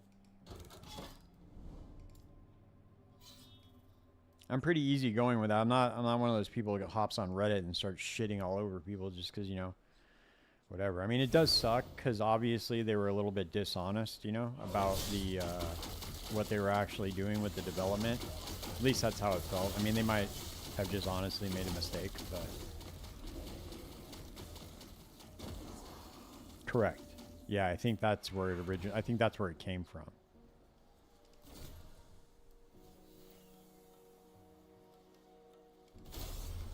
If I'm not mistaken, I think that a lot of these, like if you look, there's an ascendancy, I forget which one it is, but it's essentially just the Gemling Legionnaire.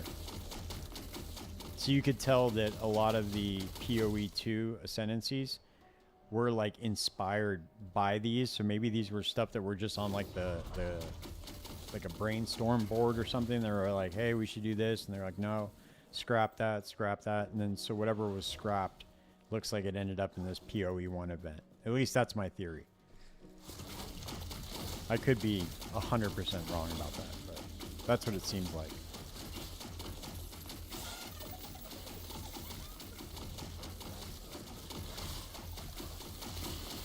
Because there's this one ascendancy where it's like, you know, quality of gems and gem levels and all that. It looks like the Gemling Legionnaire.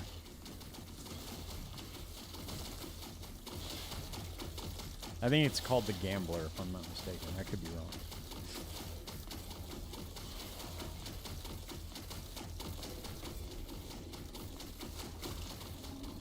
I did put out a video for my for what I'm gonna league start with or event start with. I made a POB, leveling POB for it and all that.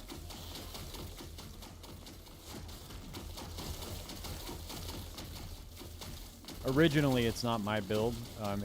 You know, I don't know who the original author is of the Blink Arrow, Mirror Arrow one, but it's like my favorite build to play. So I'm just gonna choose a different ascendancy and play it. Looks like it'll be really strong with that Arakali ascendancy though. Convert all the Bama to Chaos, and then it's got the Withered stacks, plus the Summon Spiders and Envy, free Envy. Looks pretty good. According to POB, it's going to do a fuck ton of damage, so that's all that matters, right?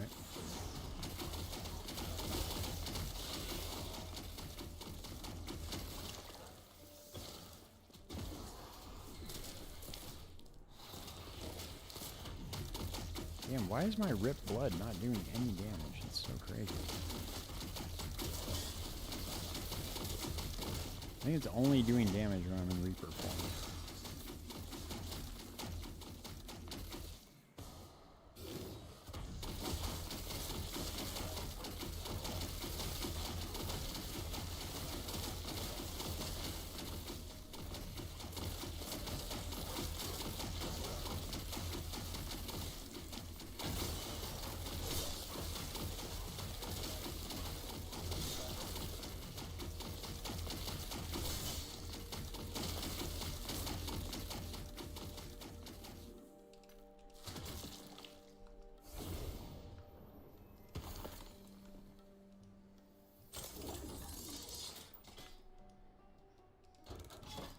I think we... Oh, here we go. Got an experience tomb on.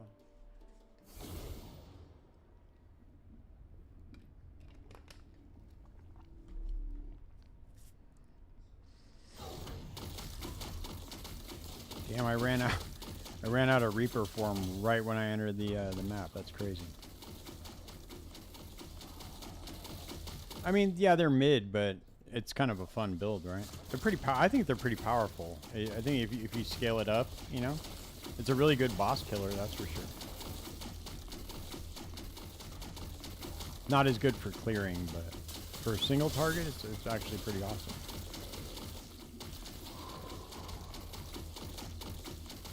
I always wanted to play. I've always wanted to play the Golem build with Aaron's Will. That looks like it might be a lot of fun. I don't know. I've never seen anybody play it though. Don't know exactly how it'll end up.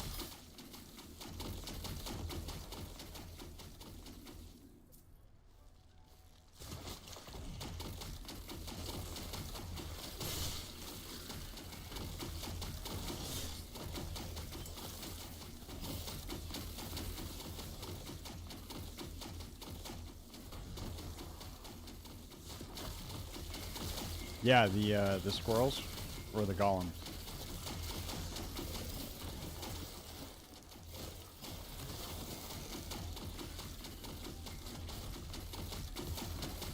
Yeah, squirrels for sure.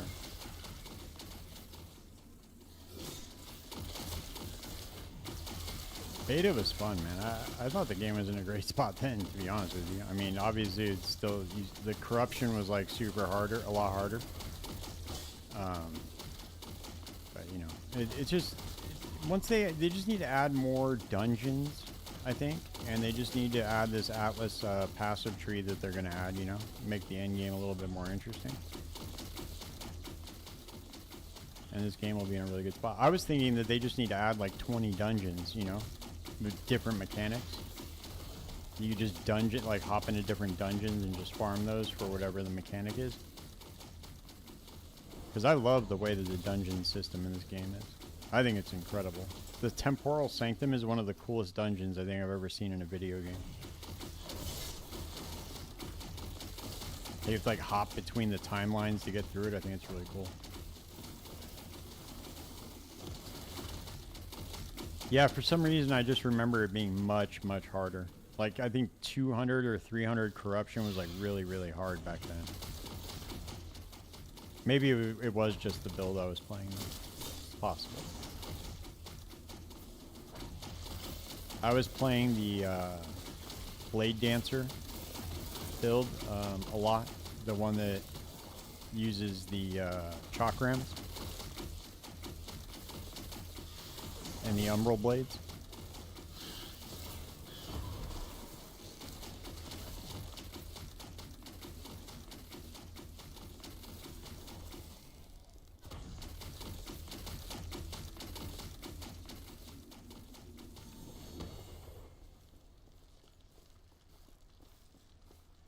Damn, I need to get some increased cooldown rating, man. I can't do this shit anymore with this Reaper form.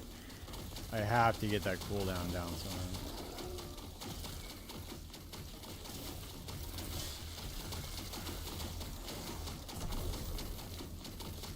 Yeah, there has. You're right. There it is. Level 73.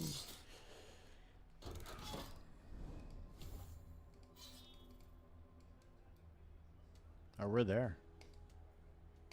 See if we can complete this.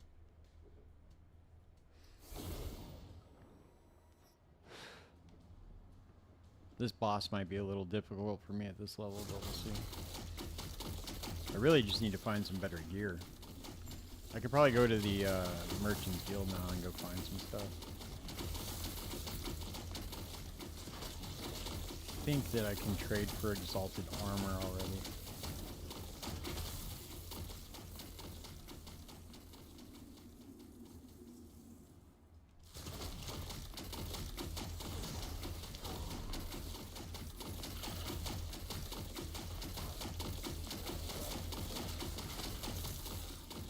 Shit. I need to, you know what I need to do, dude? I need to go get me a tier 7 reduced cooldown item to deal with this Reaper form madness.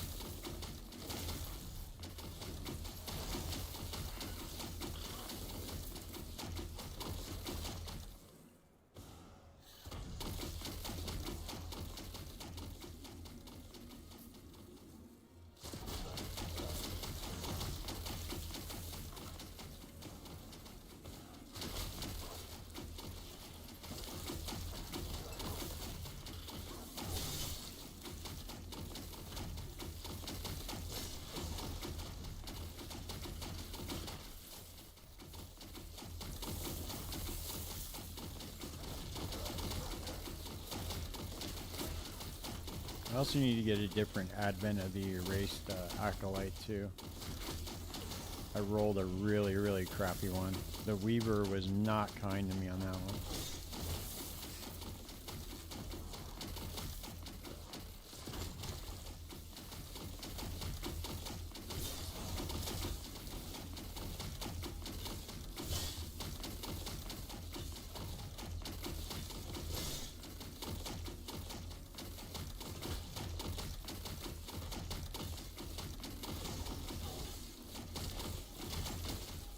Ooh, look at that lag, baby.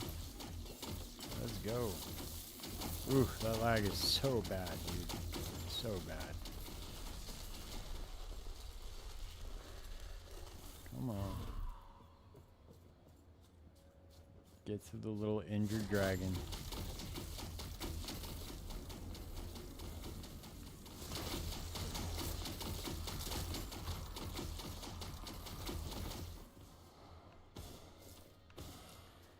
Yeah, it's a lot of the builds that have like super anything that like flashes the screen like that. It does it with my spell blade a lot too, but the for some reason my falconer doesn't do it with my umbral blades. Like I'm dropping a lot, I'm jumping a lot, dropping umbral blades a lot. They're proccing, and it doesn't lag me up like that. Not that bad. It's kind of strange. Oh, it is. Well, I get lag other times too. It's not just there.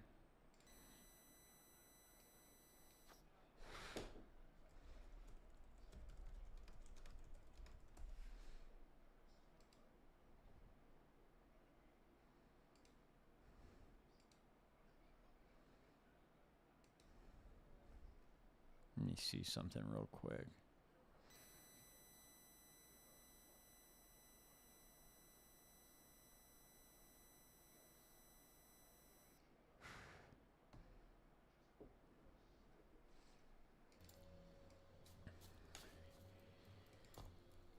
I wonder what items can roll. Can all items roll cooldown reduction?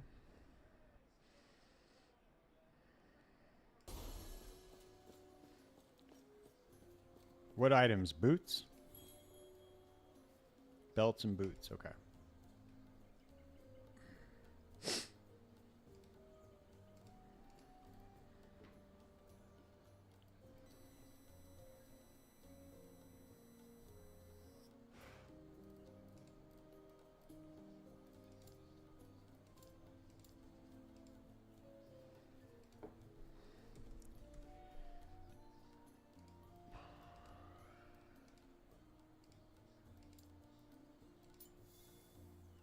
There we go. Yeah, I gotta get rid of these boots that I have on are trash.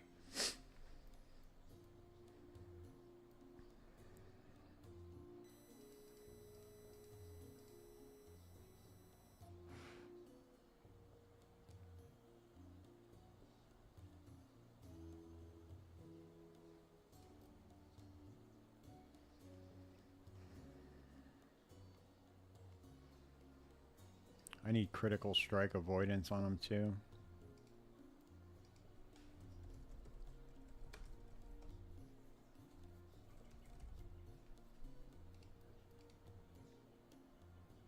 Hey, what's up, Mary? Or Samantha. So, sorry.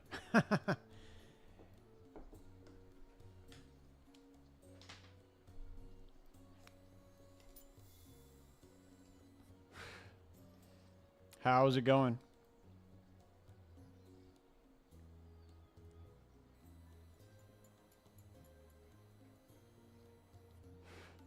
I was trying to play that. I was trying to play that Dragonkin game. I'm good. I was trying to play Dragonkin tonight. However, the demo was crashing when I was trying to start it, so I don't know what's going on with that. Hopefully they fix it soon. There's a lot of posts right now in the forums about it.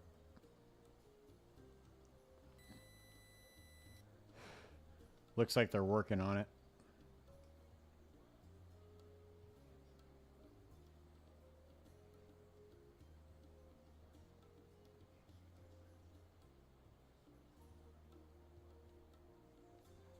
Here we go.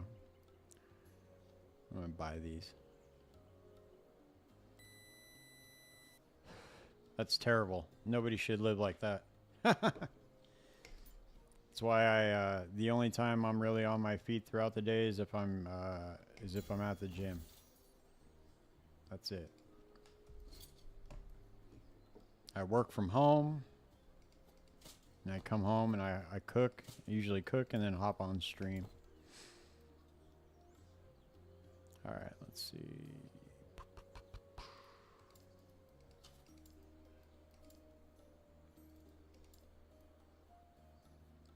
There we go.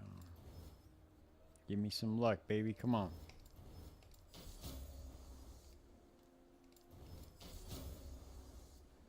There we go. I should have sealed something, but it's fine. These will work just perfectly. Now let's go get us a belt with some cooldown on it, and we should be gravy.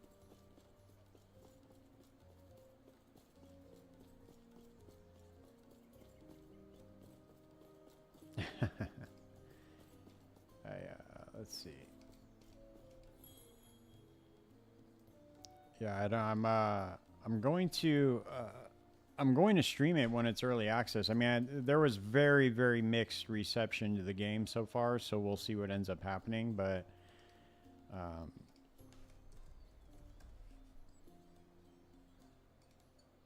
huh?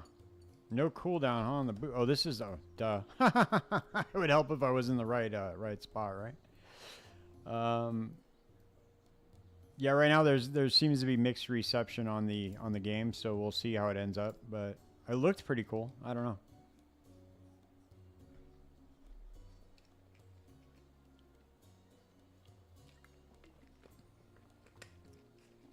Bartender, huh?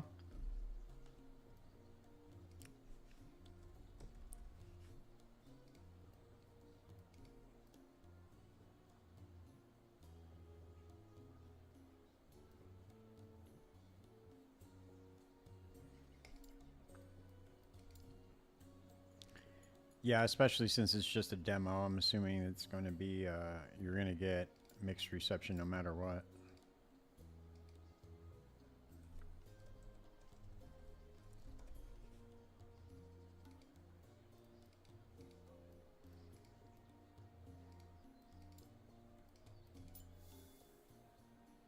Ooh, ooh, 3 million. Woo! Look at that. I have to save up for that.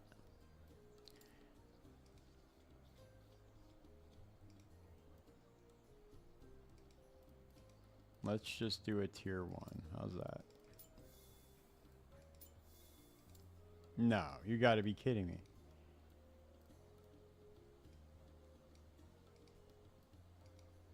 Maybe I could just add hybrid health. Let's get a tier 5 cooldown. Okay. That's got to be a kind of a fun job, though, I'm assuming. I bet you have some wild stories.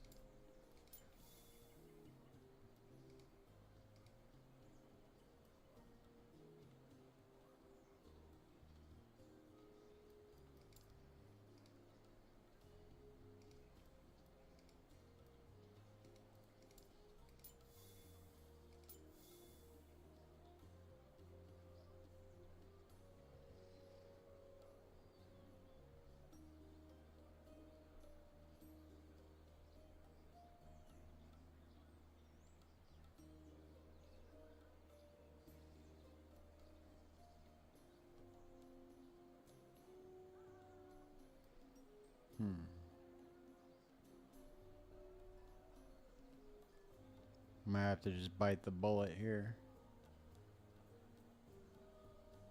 Oh, these... Okay, this is going to require rank 8 anyway. Okay. I bet. I had some friends that were bartenders in a college town, and they had some pretty crazy stories, if I must say so.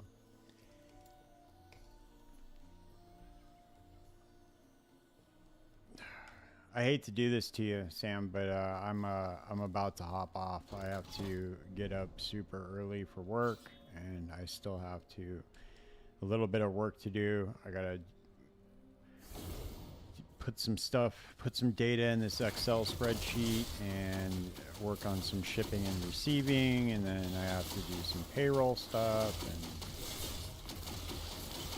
And I'm sorry. I know. Look, I'm usually on in between 7 and 7:30 every night. So I'm not going anywhere. I will be back on tomorrow. And then check this out, on Thursday. On Thursday, I will be on all day. So Thursday is going to be the day where I'm going to be streaming from, I think, noon on all night.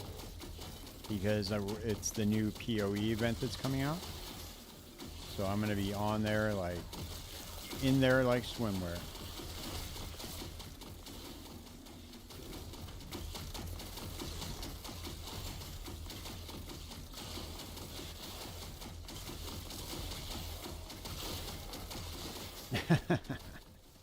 No, it's all right. I'm sorry. It's just been a long day, and these Monday through Wednesday is not a very good day for me, just because I got a lot of work stuff to do.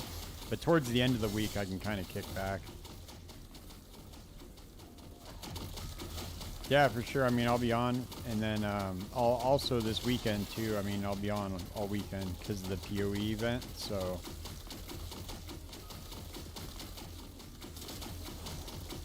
we'll be getting it in. All right, guys. Thank you all for stopping by and watching, and I will see you all tomorrow. Everybody have a blessed night. Peace.